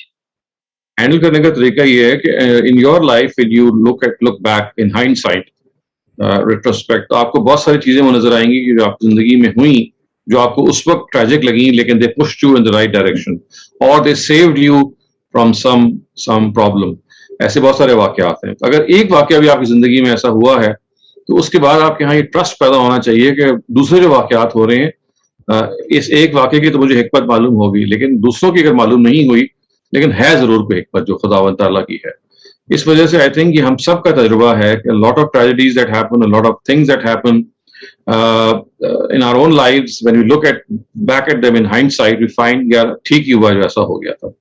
और अगर आप ये भी ना समझे तो आप वाकया मूसा और खिजर को देखिए कि जहाँ पे फरिश्ता जो था उसने एक बच्चे की जान ले ली थी, और जब मूसा ने पूछा कि भाई ये आपने क्यों जान ली है बगैर किसी वजह के, तो उन्होंने कहा कि बच्चा जब बड़ा होता, एक हिकमत बताई, उसने अपने माँ बाप के लिए बहुत मसला पैदा करना था और फलां चीज़ों की वजह से एक बहुत इशू होता, और हमने ये दुनिया से इसको ले लिया और इस जगह पे एक और बच्चा उसको अता कर दिया. तो एक हिकमत ये बताई बात चीज़ों में, और भी उसमें वाकया मूसा और खिजर में हिकमतें हैं जो असल में आपको ये बता रहे हैं कि अल्लाह ताला के यहाँ कोई ना कोई एलिमेंट होता है कि जिसकी वजह से वो एक काम कर रहे होते हैं. लेकिन कुछ चीज़ों के बारे में आपको कुछ समझ में नहीं आती तो आप हाइंडसाइट पे अपनी जिंदगी में देखें, आपको एक या दो वाकयात मिल जाएंगे. अगर आप वो भी नहीं आपको मिलते तो फिर हज़रत मूसा और खिजर का जो वाकया है, इसमें तीन बड़ी चीज़ें उन्होंने की. एक कश्ती को ऐबदार कर दिया उन्होंने. अभी कोई तुक नहीं थी कि एक कश्ती में मुसाफिर सवार हैं और आपने उसमें सुराख कर दिया. जाहिर है कि बंदे जो हैं वो डूबने का अंदेशा था. अब बज़ाहिर तो एक बड़ी ही नामाकूल बात है, लेकिन उसके बारे में जब उसने ये बताया कि ये ऐबदार किश्ती जो है, ये आग बादशाह इसको स्पेयर कर देता है इसलिए कि वो तो कश्तियां पकड़ रहे थे, तो फौरन अंदाजा हुआ कि भी छोटा नुकसान जो है इंसान को हो जाता है किसी बड़े नुकसान से बचाने के लिए. तो ये असल में खुदावंद ताला की हिकमतें जानने के लिए आपकी अपनी जिंदगी में जो रेट्रोस्पेक्टिवली बात चीजें जिंदगी में हुई होंगी उन पे निगाह करें, और हज़रत मूसा और खिजर का जो वाकया सूरह कहफ में आया है उसको जरूर पढ़ें. वो आपको बताएगा कि कैसे अल्लाह ताला जो है बाज़ दफा एक्सट्रीम काम करते हैं, इंसान की समझ में नहीं आते, लेकिन उनके पीछे हिकमत होती है. और यहाँ पे आपको खुदा को ट्रस्ट करना है, क्योंकि यही वो ट्रस्ट है कि जिसके बारे में इंसान जो है अगर उसको हो जाए तो उसका ताल्लुक असल में उस चीज से नहीं रहता जो उससे जुदा हुई है, बल्कि वो खुदा से हो जाता है, क्योंकि खुदा उसका सबब है. तो अल्लाह ताला चाहते हैं कि आपका ताल्लुक उस चीज से ना हो बल्कि खुदा से हो जिसने वो आपको वो चीज दी है. जैसे शराफत, किसी का एक्सीडेंट हुआ, उसकी टांग कट गई, बगैर टांग के अब वो पूरी जिंदगी गुजार रहा है. हजरत मूसा का किस्सा मुझे पता है, मगर वो तो उनको जवाब मिल गया. अब ये एक यंग पर्सन है, अब रेस्ट ऑफ हिज लाइफ उसके एक टांग है, तो कभी कभी जरा मुश्किल होता है समझना कि अल्लाह की इसमें ये आजमाइश ही आजमाइश है, इसमें अल्लाह में इसमें हिकमत हमें बाद में पता लगेगी. नहीं, किसकी हिकमत आपको जान सकते हैं कि आजमाइश के नतीजे में आपको खुशदिली से उस आजमाइश को एक्सेप्ट करना और सब्र करना और शुक्र करना और ये देखना कि एक टांग गई है, दूसरी तो है ना मेरे पास. तो बहुत सारे लोग जिनकी दोनों टांगें नहीं है, बहुत सारे लोग जिनके हाथ भी नहीं है. तो असल में जब आपको इस तरह की आजमाइश आती है तो खुदावंद ताला आपके सब्र का इम्तहान लेते हैं और ये जानना चाहते हैं कि आप जो दुनिया में दूसरों के पास दूसरों की आजमाइशें होती हैं जो आपसे भी सख्त हैं, क्या आप उनको देख के शुक्र करते हैं कि नहीं. यानी आपकी एक टांग गई है, दोनों जा सकती थी, आपकी आंखें भी जा सकती थी. दुनिया में ऐसे लोग भी हैं जो नाबीना है. तो खुदावंद ताला की आजमाइश की स्कीम ये है कि जब आपसे वो कुछ लेते हैं तो वो तवक्को करते हैं कि आपसे ज्यादा जो मिजरी में है आपकी क्या निगाह उनकी तरफ जाती है और क्या उसके नतीजे में आप शुक्र करते हैं कि नहीं करते. तो अगर आप शुक्र करेंगे ये देख के कि भाई मेरा तो यही गया है, बाकी चीजें तो मेरे पास हैं, तो आपके अंदर वो सब्र और शुक्र के जो जज्बात हैं वो आपको एक मुस्बत शख्स बनाएंगे. You will be in a positive frame of mind. لیکن اگر آپ نہیں دیکھیں گے آپ میزریبل خود بھی ہو جائیں گے اور دنیا کو بھی میزریبل کریں گے. تو اس وجہ سے رویے کی آزمائش ہے, اور اس رویے کی آزمائش کو پھر اللہ تعالیٰ, معلوم ہے کہ جب انسان کا رویہ غلط ہو جاتا ہے تو پھر اللہ تعالیٰ کی آزمائش بھی سخت ہونی شروع ہو جاتی ہے. جی آئی انڈرسٹینڈ اٹ. شکریہ بہت بہت. Thank you. Thank you. Adil Qureshi, you're up next. Please go ahead. جی السلام علیکم ڈاکٹر صاحب. وعلیکم السلام. سر یہ جو آیت الکرسی ہے جس کا آپ نے آج جس کے بارے میں کچھ بتایا, آیت الکرسی کے بارے میں اور ایون ان جنرل قرآن کی کچھ اور صورتوں کے بارے میں ایک اور چیز کا ذکر کیا جاتا ہے جس کو رنگ کمپوزیشن کہا جاتا ہے, یا ان جنرل کچھ معجزہ بتانے کی کوشش کی جاتی ہے کہ جس طریقے سے آیات کو اسٹرکچر کیا گیا ہے, اگر تم غور کرو تو پہلی آیت اور آخری آیت سیم چیز کی بات کر رہی ہے, پھر دوسری آیت اور سیکنڈ لاسٹ آیت سیم چیز کی بات کر رہی ہے, and they are converging in the middle somewhere. اس طرح کی جو کمپوزیشن اور کمپوزیشن سے معجزہ بنانے کی نکالنے کی کوشش کی جاتی ہے, اس کے بارے میں فرائض خود تھاٹ پہ کوئی کام ہوا ہے یا اس کا کیا خیال ہے؟ نہیں دیکھیں, اس طرح کی جو چیز ہے وہ ایسی کوئی قابل لحاظ چیز مطالعے میں تو نہیں آئی ہے, کیونکہ قرآن مجید کا جو اپنا نظم ہے یا اس کی اپنی جو کوہیرنس ہے, جس طرح سے فرائض اسکالرز ایکسپلین کرتے ہیں, وہ میں نے کسی کورس میں شاید پڑھائی بھی ہے, وہ اصل میں وہ لینئر کنورجنس نہیں ہے. وہ تو اصل میں یہ ہے کہ جو مختلف ڈیوائسز آف اسپیچ ہیں ان کو سامنے رکھ کے کلام آگے کیسے بڑھتا ہے. وہ ایسا نہیں ہے کہ قرآن کسی سرکولر رنگ میں گھوم کے کسی سینٹر میں آ کے مرتکز ہو جاتا ہے, بلکہ وہ یہ بتاتا ہے کہ اللہ تعالیٰ جب بات کرتے ہیں ایک ایسی کتاب میں جو is a book of conversation, it's a book of dialogue, it's a book of oration, تو کس طرح سے بات آگے جاتی ہے. اصل میں جو کنیکٹیوٹی یا ڈسکنیکٹ پیدا ہوتا ہے وہ یہ ہوتا ہے کہ نئی بات آ جاتی ہے, وہ سمجھ میں نہیں آتی. تو کلام یہاں پہ پروگریس کر رہا ہوتا ہے, نہ کہ وہ مطلب انٹرنلی کسی جگہ پہ کنورٹ کر رہا ہوتا ہے. کیونکہ اگر یہ ایسا آپ اس کو کرنا شروع کر دیں گے تو نتیجہ یہ نکلے گا کہ جو سورہ کا جو سینٹر ہے یا ان آیات کے جھرمٹ کا جو درمیان کا حصہ ہے ادھر ساری کنورجنس ہونی شروع ہو جائے گی, یا لیٹ سے کہ کم سے کم ریلیشن شپ فائنڈ کرنا ہم شروع کر دیں گے. تو اس طرح کی کوئی چیز یعنی اگر آپ کوئی ادنا تعامل یا مناسبت پیدا کرنا چاہیں تو آپ 10 چیزوں میں پیدا کر سکتے ہیں کہ دیکھیے فلاں چیز میں اس کا ذکر ہے, فلاں میں نہیں ہے. لیکن ایک چیز جو آپ اس میں کہہ سکتے ہیں وہ یہ ہے, جس کو فرائض اسکالرز کہتے ہیں عود البد.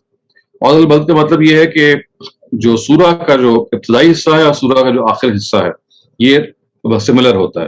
یعنی سورہ پلٹ کے اپنے ابتدائی مضمون میں واپس آ جاتی ہے, یہ بتانے کے لیے کہ دیکھیے جو بات کہی گئی ہے وہ انسرکلڈ ہے ان دو پریمیسز کے درمیان. ایک ہی پریمس ہے جو پہلے آیا اور بعد میں آیا, اور درمیان میں ایک چیز ہے جو اس مقدمے کو ثابت کر رہی ہے. تو یہ تو ضرور ہے کہ پوری سورہ کا جو ابتدا اور انتہا جو ہے وہ at times they are very similar. اسی طرح سے بعض آیتوں کا جھرمٹ ایسا ہے, دیکھیے جیسے سورہ بنی اسرائیل میں جو اخلاقیات والی آیتیں ہیں وہ اللہ تعالیٰ کے شرک یا توحید کے پہلو سے شروع ہوتی ہیں, اور اس کے بعد جب سارے احکامات ختم ہو جاتے ہیں تو پھر توحید کا ذکر آ جاتا ہے. تو کسی چیز کی اہمیت کی وجہ سے وہ انسرکلڈ ہوتی ہے, starts off with the same and ends on the same. Similarly سورہ کے اندر بھی کوئی ایسی چیز ہوتی ہے جو starts on the same note and it ends on the same note. یہ تو آپ کو بہت ساری مثالیں ملیں گی, لیکن یہ جو رنگ اسٹرکچر کا بہت سارے لوگ دعویٰ کرتے ہیں, I think it is stretching a little too far. Right sir. Sir دوسرا ایک سوال جو میرے ذہن میں آتا ہے یہ بائبل کے بارے میں, کہ ہم بائبل کو جب بھی پڑھتے ہیں تو اس میں اللہ تعالیٰ کو باپ سے اور حضرت عیسیٰ علیہ السلام کو بیٹے سے کہا جاتا ہے, فادر اور سن والی جو چیز ہے. آئی انڈرسٹینڈ شاید عبرانی زبان میں یا پرانے زمان میں یہ لفظ جو تھے یہ باپ کے لیے یعنی صلبی اس کے بایولوجیکل باپ کے لیے بھی استعمال ہوتے ہوں گے, اور کسی بزرگ کے لیے, اور اسی شاید ان کو اللہ کے لیے بھی استعمال کیا جاتا ہوگا. لیکن مجھے چیز کنفیوز کرتی ہے وہ یہ کہ جب اسلام شرک کے معاملے میں اس قدر سینسیٹیو ہے, اور اسلام نیا دین نہیں ہے, یہ عیسائی بھی مسلمان ہی تھے, تو اس زمانے میں یہ الفاظ بائبل کے اندر یا عبرانی زبان میں بھی اللہ تعالیٰ نے اپنے لیے خود استعمال کیے باپ کے الفاظ. کیا یہ بہتر نہیں تھا کہ ان کے لیے کوئی کلاز لفظ استعمال کیا جاتا؟ نہیں, وہ دیکھیے ٹیکسٹ کانٹیکسٹ اتنا واضح ہے کہ جب میں کہوں گا تمہارا آسمانی باپ تو اس سے خدا کے علاوہ کوئی مراد ہو نہیں سکتا.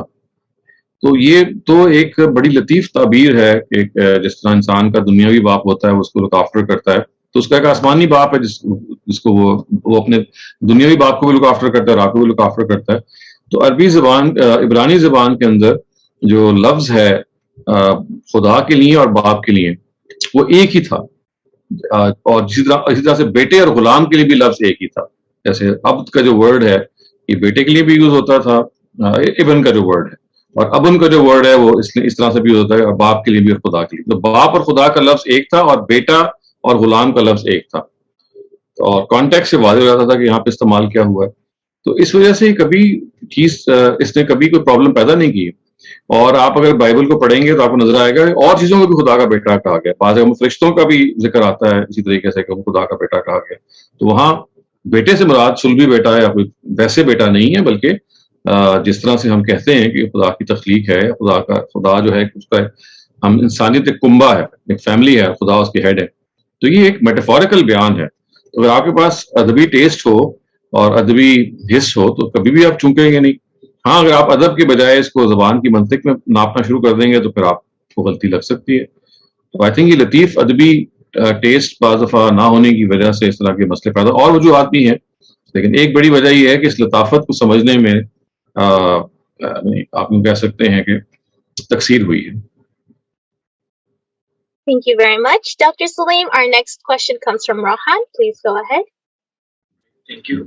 So, یہ جو تجوید کے مختلف رولز ہوتے ہیں کہ اس مت کو اتنا لمبا کرنا ہے اور اس مت کو اتنی دیر پروناؤنس کرنا ہے، are these necessary to follow؟ and جب ہم لوگ نماز پڑھتے ہیں تو اس کے اندر بھی جو عربی ہوتی ہے اس کو بھی اسی طرح پڑھنا ہوتا ہے؟ I'm asking because عام طور پہ لوگ جب عربی بولتے ہیں they never care about these rules. So, and I also want to know کہ یہ rules کس طرح بنے ہیں. یہ جو رولز ہیں نا، یہ بیسکلی قرات کے یا تجوید کے رولز ہیں کہ آپ نے پروننسیشن کے لحاظ سے جو لہجہ ہے اس کو بالکل آپ نے اگر پرفیکٹلی پڑھنا ہے تو یہ اس کے لیے ہے. یہ کوئی فرض یا واجب نہیں ہے. یہ ایسی ہے کہ جیسے میں انگریزی بولوں تو میں کہوں کہ میں نے کوئنز انگلش میں انگریزی اگر بولنی ہے تو مجھے اپنے لہجے کو اور اپنی پروننسیشن میں یہ چیزیں پیدا کرنی چاہیے. تو اگر آپ نے عربی لہجہ میں قرآن کو پڑھنا ہے اور اس کے اندر جو رموز و اوقاف کا لحاظ رکھنا ہے تو یہ ایک ریکمینڈیڈ چیز ہے. لیکن اس کا یہ مطلب نہیں ہے کہ اگر آپ اپنے ہندی لہجے میں عربی پڑھیں یا اپنے کسی اور لہجے میں عربی پڑھیں تو وہ قابل قبول نہیں ہے. تو یہ ایک پرفیکشن ہے صرف کہ آپ ایگزیکٹ اس لہجے میں پڑھیں کہ جس میں عرب پڑھتے تھے اور تجوید کے ساتھ پڑھیں. تو یہ that is all that can be said about it. Other than that اگر آپ کریں تو اچھی بات ہے، I mean, it's always a good thing, لیکن یہ نہیں ہے کہ کوئی فرض ہے. You, Asif Ali, you're up next. Please go ahead. جی السلام علیکم. یہ میرا سوال جو تھا یہ آج آپ نے پہلے سیشن میں ذکر کیا تھا شفاعت کا، تو آپ نے فرمایا کہ جی تائید کے مفہوم میں ہے ایکچولی شفاعت. تو میرا سوال یہ ہے کہ جو شفاعت ہے یہ عام طور پر جو ٹریڈیشنل اسکول آف تھاٹ ہے تو اس میں سم ٹائمز یہ بھی سمجھا جاتا ہے کہ یہ پوٹینشیل کے مفہوم میں بھی ہے. یعنی فار ایگزامپل اگر ایک آدمی ہے اور اس کے اندر ایک پوٹینشیل تھا دنیا کی زندگی میں کہ وہ اپنے آپ کو تبدیل کرے، چینج کرے اور اوور کم کرے جو بھی اس نے جو غلط کام کیے ہیں ان کی معافی مانگے یا تلافی کرے، لیکن سم ہاؤ وہ کچھ مطلب اپنی زندگی میں یا اس کی مطلب موت ہو گئی یا کسی وجہ سے وہ نہیں کر پایا، تو ایک پوٹینشیل اس کے اندر تو موجود تھا جب وہ اگلی زندگی میں ہوگا. تو کیا اللہ تعالیٰ اس وقت جب پوچھیں گے انبیاء سے یا رسول اللہ سے صلی اللہ علیہ وسلم سے، تو کیا یہ پوٹینشیل بھی کیا رول وہاں پلے کرے گا، یا ہم اس کو یہ غلط سمجھ رہے ہیں کہ یہ صرف تائید کے مفہوم میں ہی آئے گا؟ کیونکہ تائید میں تو یہ صرف ہوگا کہ ٹھیک ہے اگر اس بندے کے اندر نیکیاں تھوڑی زیادہ ہیں برائیوں سے، تو تائید تو یہ ہے کہ اور عدل کا تقاضا تو یہ ہے کہ نہیں کہ وہ تو جائے گا ہی جنت میں. لیکن کیا جب ایکول بات ہو جاتی ہے دونوں چیزوں میں تو کیا پوٹینشیل کو بھی کنسیڈر کیا جائے گا یا یہ نہیں ہم غلط سوچ رہے ہیں؟ یہ پوٹینشیل تو دیکھیں یہ دو الگ الگ چیزیں ہیں. یہ ایک شفاعت تو یہ ہے کہ آپ کسی چیز کی تائید کریں، کسی فیصلے کی، یعنی پہلے اس شخص کی طرف سے ایک چیز صادر ہونی چاہیے اور آپ کہیں جی I second it, I support it. یہ ایک چیز ہے. شفاعت کا لفظی تو مطلب یہ ہے. یہ پوٹینشیل والی بات اصل میں آپ اس کو یہاں سے سمجھیں کہ جیسے آپ کی کسی چیز کی نیت تھی اچھائی کی، پوٹینشیلی وہ نیت تھی کہ آپ اس کام کو پوٹینشیلی کریں گے، تو وہ اگر آپ اس مفہوم میں لے رہے ہیں پوٹینشیل کو کہ ایک چیز کو کرنے کا ارادہ تھا اور آپ نہیں کر سکے، تو اللہ تعالیٰ کہتے ہیں کہ اس کا آپ کو اجر مل جائے گا. تو اس لحاظ سے تو آپ پوٹینشیل کے ورڈ کو استعمال کر سکتے ہیں. لیکن جیسے میں نے کہا شفاعت سے پھر ہٹ کے ایک چیز ہے.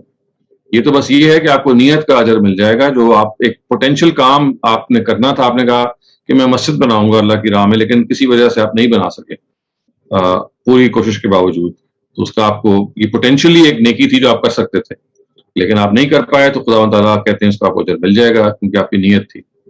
ڈاکٹر صاحب یہ چیز اور بھی تھی. دوسرا جو سوال تھا یہ کہ صبر جب حدیث آپ نے بیان فرمائی تو آپ نے سوال کرنے کو مطلب اس کا مفہوم شاید یہی تھا کہ وہ مال مانگنے سے ہے, یعنی کسی سے کوئی چیز مانگی جائے. یہ عام طور پر جو ہم سوال کرتے ہیں یا علم کے لیے, یہ وہ سوال نہیں ہے, یہ کسی سے مانگنے کے مفہوم میں ہے, یعنی کوئی بھی چیز.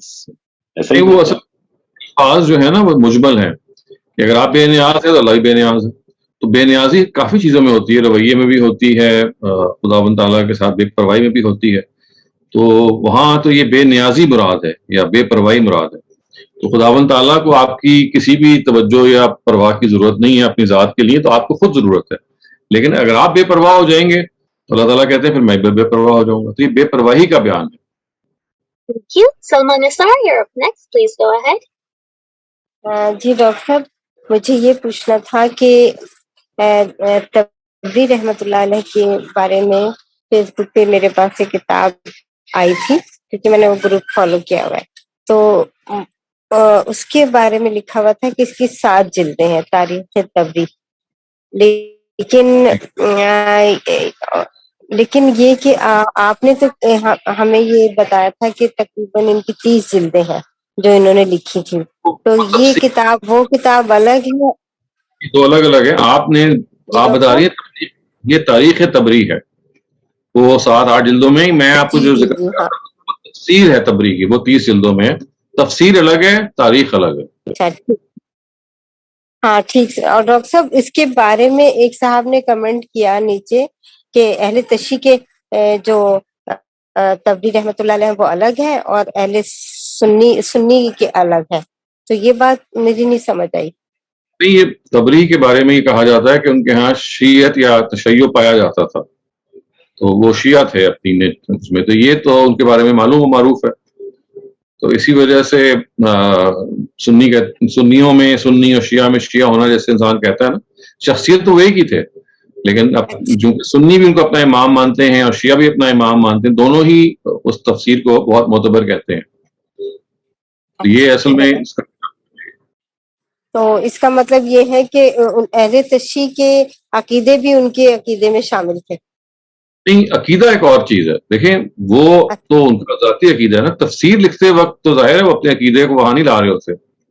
تفسیر یا تاریخ کا بعض جگہ ضرور ہوتا ہے کہ عقیدے سے بھی رابطہ ہو جاتا ہے, لیکن بائی اینڈ لارج آپ جب تفسیر لکھ رہے ہوتے ہیں تو سوائے ان مقامات پہ جہاں پہ کوئی تشیع کا پہلو ہو سکتا ہے, وہاں ہو سکتا ہے کہ آپ اس کو چیک کریں, لیکن وہاں ایسا نہیں ہوتا کہ انہوں نے کوئی شیعت کے پہلو سے تفسیر کی ہو یا تاریخ لکھی ہو.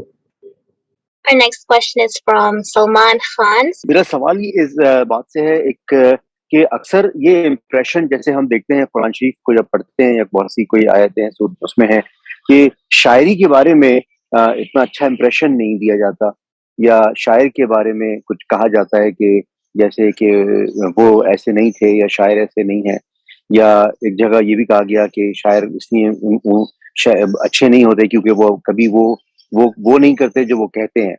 تو جیسا کہ تھوڑی بہت مجھے نالج ہے اس کے حساب سے, جب پہلے اس وقت کے زمانے میں تو بہت زیادہ شاعری ہوا کرتی تھی, اور ایک حدیث بھی ہے کہ یہ ایک صحابی جو شاعر تھے تو ان کو حضور صلی اللہ علیہ وسلم نے کہا بھی تھا کہ آپ جائیں ان سے مقابلہ کریں جو ہے کہ ان سے آپ بڑھ کر شاعری کریں.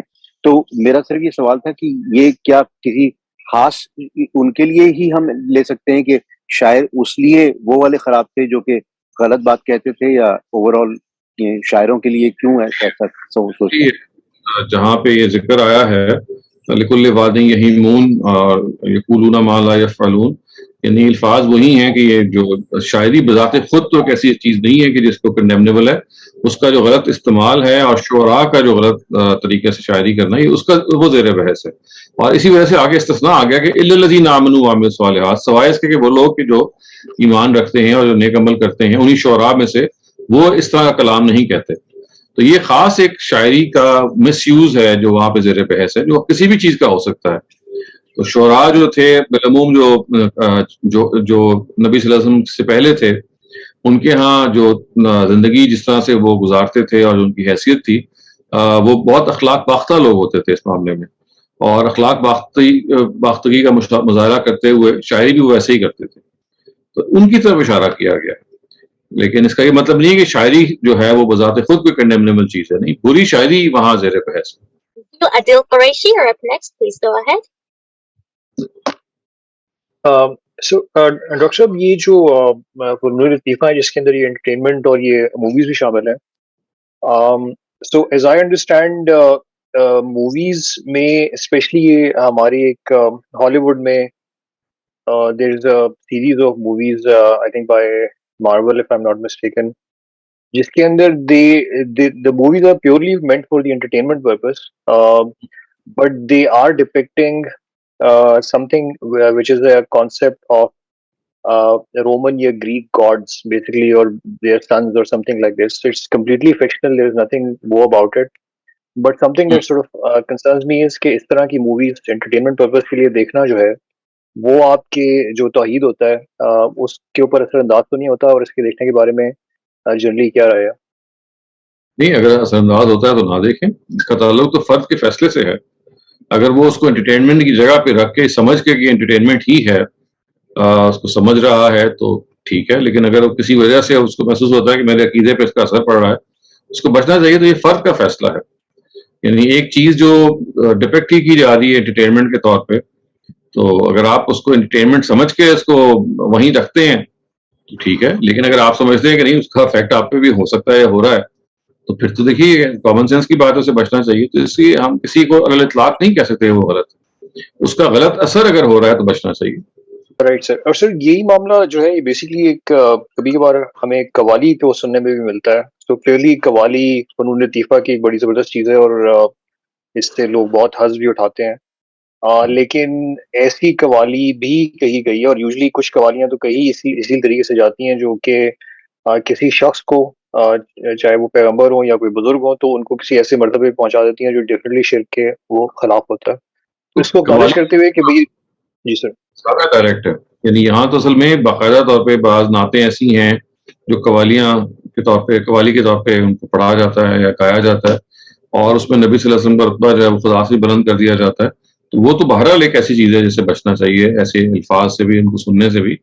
لیکن یہ جو گریک میتھولوجی ہے یا گریک گاڈز ہیں, یا جیسے آپ نے کہا یہ مارول سیریز جو ہے, یہ اصل میں یعنی یوں سمجھ لیں کہ اس میں یہ بہت زیادہ سٹل ہے ان چیزوں میں. یہ جو قوالیاں ہیں تو بہت زیادہ یوں سمجھ لیں کہ بلیٹنٹ ہیں, یہ اوورٹ ہیں. تو جو اوورٹ چیزیں ہیں جو بالکل ہی یوں سمجھ لیں نام لے کے کسی کو اس طرح اس جگہ پہ فائز کرتی ہیں, ان سے تو میرا ذاتی خیال یہ ہے کہ بچنا چاہیے. ایسی محفل میں بھی نہیں بیٹھنا چاہیے, نہ ان قوالیوں کو سننا چاہیے, کیونکہ وہ اصل میں انٹرٹینمنٹ محض نہیں ہے, وہ ایک غلط چیز کا فروغ ہے جو آپ کے سامنے کیا جا رہا ہے. تو کوئی آدمی مارول موویز یا اس طرح کی موویز کے بارے میں یہ رائے رکھ سکتا ہے, لیکن چونکہ وہ اپنی نیچر میں اور طرح کی انٹرٹینمنٹ ہے, وہاں اصل میں وہ فکر یا خیال اصل چیز نہیں جیسے کہ قوالی کے اندر ہوتا ہے, بلکہ وہاں پہ ایک اوور آل ایک تھیم ہے کسی مووی کی جو چل رہی ہے, اس کے اندر یہ چیزیں بھی آ رہی ہیں. I think there is a difference, کیونکہ وہاں سٹلٹی ہے اور یہاں پہ it's too blatant. This is something that I also feel. Right sir. اچھا میرا اگلا سوال بیسکلی یہ قنوت اور قنوت نازلہ کے بارے میں ہے. یہ ان دونوں میں فرق کیا ہے, اور جو ہمارے جو وطر ہوتے ہیں اس کے اندر کون سی دعائیں قنوت پڑھنی چاہیے؟ دیکھیں قنوت ایک تو وہ ہے جو آپ دو جو قنوت ہیں جن کو نبی صلی اللہ علیہ وسلم کی طرف سے سکھایا گیا, اللہم انا نستعینک کا یا اللہم من عافیت والی جو آیت ہے, فی من عافیت, یہ دو ہیں. لیکن جو قنوت نازلہ ہے اس میں تو اصل میں نام لے کے بددعا کی گئی ہے, تو اس کو تو بالکل نہیں پڑھنا چاہیے. قنوت نازلہ جو ہے وہ تو نبی صلی اللہ علیہ وسلم کے اپنے زمانے میں جن اقوام یا قبائل پہ اتمام حجت ہو چکا ہوا تھا, اور ان قبائل نے ایک موقع پہ کچھ صحابہ کو شہید کرنے کی کوشش کی اور کامیاب بھی ہوئے, ان کے خلاف پڑھی گئی تھی کہ یہ وہ ہیں کہ جو شتت شملہم دمر دیارہم, الفاظ بہت سخت ہیں کہ اللہ تعالیٰ تو ان کو غارت کر دے اور ان کا جو ساری جو ان کی وقار وہ خاک میں ملا دے. تو یہ جو قنوت نازلہ کے الفاظ ہیں یہ اصل میں خاص موقع کے ہیں, اور جیسے میں نے کہا کہ ایک موقع پہ پڑھے گئے کہ جب نبی صلی اللہ علیہ وسلم کے صحابہ کو شہید کر دیا گیا اور ان کے جواب میں ان کو کہا گیا, اور یہ وہ لوگ بھی تھے کہ جن پہ حجت تمام ہو چکی ہوئی تھی. اس وجہ سے قنوت نازلہ پڑھنا تو کسی طرح سے موضوع نہیں ہے کبھی بھی, عام دعائے قنوت آپ پڑھ سکتے ہیں. صحیح سر، عام دعائے قنوت جو ہے وہ اللہم انا نستعینک ہے یا آفینا فیمن آفیت والی ہے، یا یہ دونوں ہی کو دعائے قنوت ہے؟ دونوں ہیں. اللہم آفینا اچھا، فیمن آفیت، جی، وتولنا ما فی تولنا، ہاں سارے ہیں، دونوں ہی سکھائی گئی ہیں. رائٹ، اور ان دونوں میں سے آپ جو بھی پڑھنا چاہیں پڑھ سکتے ہیں. لیکن اللہم آفینا فی آفیت جو ہے، اس کے آگے جا کے قنوت نازلہ کے الفاظ بھی آ جاتے ہیں بعض روایتوں میں، تو ان سے بچنا چاہیے. وہ آپ کو ترجمے سے پتہ چل جائے گا کہ وہ ترجمہ یہ ہے کہ دمر دیارہم، ان کے جگہوں کو تباہ کر دے، شتت شملہم واحرق بیوتہم، اور ان کے گھروں کو جلا دے. تو یہ جو الفاظ ہیں یہ ہیں جو ہمیں نہیں پڑھنے چاہیے. سر جو دوسری صحیح دعائے قنوت ہے، وہ اس میں جو وہ ہے وہ نخلا وہ نترک کہتے ہیں، اس کی وجہ سے ہمیں وہ نہیں پڑھنی چاہیے، کہ وہ تو کہہ رہا ہے کہ جو ہمارے گھر میں لوگ بے نمازی ہیں ان کو بھی چھوڑ دو. نہیں، وہ دیکھیں ترک تعلق جو ہے وہاں تو اس مفہوم میں ہے نا کہ آپ وہ لوگ کہ جو اللہ تعالیٰ کے نافرمان ہیں ان کے ساتھ ہمارا تعلق وہ نہیں ہوگا کہ جو کسی ایماندار شخص کے ساتھ ہو سکتا ہے. مطلب ہم ان سے کوئی دلی تعلق نہیں رکھیں گے، ایک رسمی تعلق ہو سکتا ہے. نہیں، لیکن آپ گھر والے لوگ ہیں، جب کہتے ہیں وہ والا نقل اور نخل اور نترک، تو لیکن وہ گھر کے افراد جو ہیں وہ تو آپ کے تعلق ہے، وہ تو وہ عارضی تعلق تھوڑی ہوتا ہے ان کے ساتھ. دو چیزیں ہیں نا، ایک ہے غفلت کی وجہ سے، بے پرواہی کی وجہ سے، ایک ہے فاجر ہونا، فاسق و فاجر ہونا، ایک چیز کو ٹھکرا دینا اور جانتے بوجھتے ہوئے ایک چیز کو نہ کرنا. یہ دو الگ چیزیں ہیں نا. یعنی ہمارے ہاں گھر والوں میں زیادہ تر غفلت پائی جائے گی، بے پرواہی پائی جائے گی، یوں سمجھ لیں، یا یعنی یوں سمجھ لیں کمزوری پائی جائے گی ایمان کی. ایمان کی کمزوری ایک اور چیز ہے، اور ایمان کا دشمن بن کے کھڑے ہو جانا اور اس طرح کی ساز باز کرنا، یہ دو الگ چیزیں. اس وجہ سے جو آپ یہ کہتے ہیں کہ نخلا و نترک من یفجر، یہاں فاجر سے مراد وہ ہے کہ جو ایسے فسق و فجور کا ارتکاب کرتا ہو کہ جو ایمان کے منافی ہے، جو ایمان رکھتے ہوئے ایمان کے منافی ہوتا ہے. میں نے تو اسی ڈر سے پھر دوسری دعا جو ہے نا وہ اللہم اہدنی فیمن، وہ میں نے پھر سیکھی، یاد کی کہ ساری عمر یہی پڑھتے رہے تھے. اچھی بات ہے، لیکن یہاں سے پوچھا، دونوں نے کہا یہ نہیں، یہ معاملہ وہاں، پھر وہ کیسے اس کا کیا جواب دیں گے. مطلب نام نہیں لینا چاہ رہا، آپ نے کسی عالم نے کہا تھا. لیکن جو فاجر ہونا ہے یہ اس مفہوم میں نہیں ہے. جو ہمارے گھر والوں کو ہم فاجر نہیں کہہ سکتے، جیسے میں نے کہا ہم ان کو غافل کہہ سکتے ہیں. جی، بہت شکریہ سر. میرا آخری سوال یہ تھا کہ بیسیکلی جو ہم کہتے ہیں اور اکثر سننے میں آج آپ نے بھی یہ فرمایا کہ اللہ بے نیاز ہے، تو یہ چیز کہ اللہ بے نیاز ہے، اور یہ بات بالکل درست ہے کہ اس کو کوئی فرق نہیں پڑتا کہ ہم کیا کرتے ہیں، لیکن ساتھ ہی نبی صلی اللہ علیہ وسلم کا کچھ فرمانا کہ وہ 70 ماؤں سے بھی زیادہ پیار کرتا ہے، تو اس کا ایک شدید محبت کرنا ہم سے، اور ساتھ ہی اس کا پھر ہمیں سزا بھی ایسی دینا، ہمیں سے نافرمان لوگوں کو یا مشرکوں کو پھر سزا بھی ایسی دینا جو کہ ایک شدید قسم کی سزا ہے. تو محبت اور جو سزا ہے یہ بغیر کسی کے ساتھ کوئی پیشن کے، چاہے وہ پیشن محبت کی شکل میں ہو یا اس سے نفرت کی شکل میں ہو یا اس پر غصے کی شکل میں ہو، یہ ہو نہیں سکتا. تو اللہ ایک ہی وقت میں بے نیاز، محبت کرنے والا اور انتقام لینے والا کیسے ہو سکتا ہے؟ یہ چیز مجھے سمجھ نہیں آتی ہے. دو تین چیزیں الگ الگ ہیں. دیکھیے، بے نیازی کا جو تعلق ہے وہ تو یہ ہے کہ اگر آپ عبادت کر رہے ہیں یا نہیں کر رہے، اس سے خدا کے خزانے میں اضافہ یا کمی نہیں ہو رہی. وہاں اگر آپ اللہ تعالیٰ سے متعلق نہیں ہو رہے یا عبادت نہیں کر رہے تو نقصان آپ کا ہے. تو یہ بے نیازی کا مطلب صرف اتنا ہے کہ کوئی آپ اس کی ضرورت نہیں پوری کر رہے. یعنی آپ اللہ تعالیٰ جب آپ سے کہتے ہیں کہ میری راہ میں خرچ کرو یا میرے آگے جھکو یا میری بندگی کرو، تو اگر آپ نہیں کریں گے تو اس میں خدا کی خدائی میں کمی نہیں آ رہی. تو اللہ تعالیٰ اس سے بے نیاز ہے، کمی آپ میں آ رہی ہے. تو بے پرواہی کا، استغنا کا تعلق اس چیز سے. تو باقی جو چیزیں ہیں کہ آپ اپنی زندگی میں جو اختیار کریں وہ تو پھر ان درجات کے لحاظ سے ہیں جو آپ نے ابھی بیان کیے ہیں. تو استغنا کو آپ بالکل الگ کر دیجئے. استغنا کا تو مطلب یہ ہے کہ خداوند تعالیٰ جو ہیں ان کی جناب میں کوئی کمی نہیں ہے. اگر آپ اپنا رویہ اگر آپ غلط رکھیں گے تو آپ اپنا نقصان کر رہے ہیں. جہاں تک محبت کا تعلق ہے اور جہاں تک اس کا تعلق ہے انتقام کا، وہ بھی اپنی جگہ ہے. اس کو سب سے اچھا طریقہ سمجھنے کا یہ ہوتا ہے کہ آپ خود انسان کو دیکھیں، کیونکہ اللہ تعالیٰ نے انسان کو اپنے امیج میں بنایا، اپنی طرح بنایا ہے. ہمارے میں کوالٹیز بہت کم ہیں لیکن ہمارے اندر وہ موجود ہیں. تو دیکھیے ہم بھی بہت محبت کرتے ہیں بہت ساری چیزوں سے، لیکن جب عدل کا موقع آتا ہے تو ہم اس کرسی پہ بیٹھ کے محبت ہونے کے باوجود عدل کا تقاضا پورا کرتے ہیں. ہم کرتے ہیں نا انسان، تو اس سے محبت کی جذبے کی نفی نہیں ہوتی. یعنی ہمارا ہی بیٹا ہو سکتا ہے کہ اس نے قتل کیا ہو اور وہ سامنے کٹہرے میں کھڑا ہو اور ہم جج بن کے بیٹھے ہوں، شدید محبت ہے، لیکن اس کے باوجود عدل کا تقاضا یہ ہے کہ جو عدل ہم سے چاہ رہے ہیں ہم وہ کریں.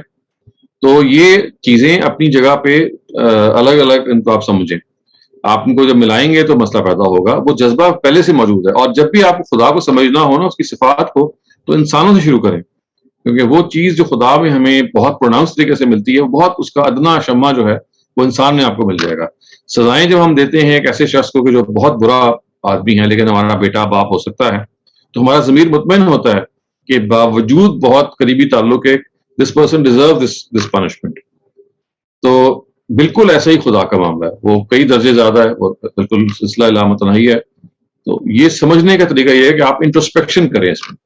That was it for all of the questions today, and we'll be inshallah seeing each other next week.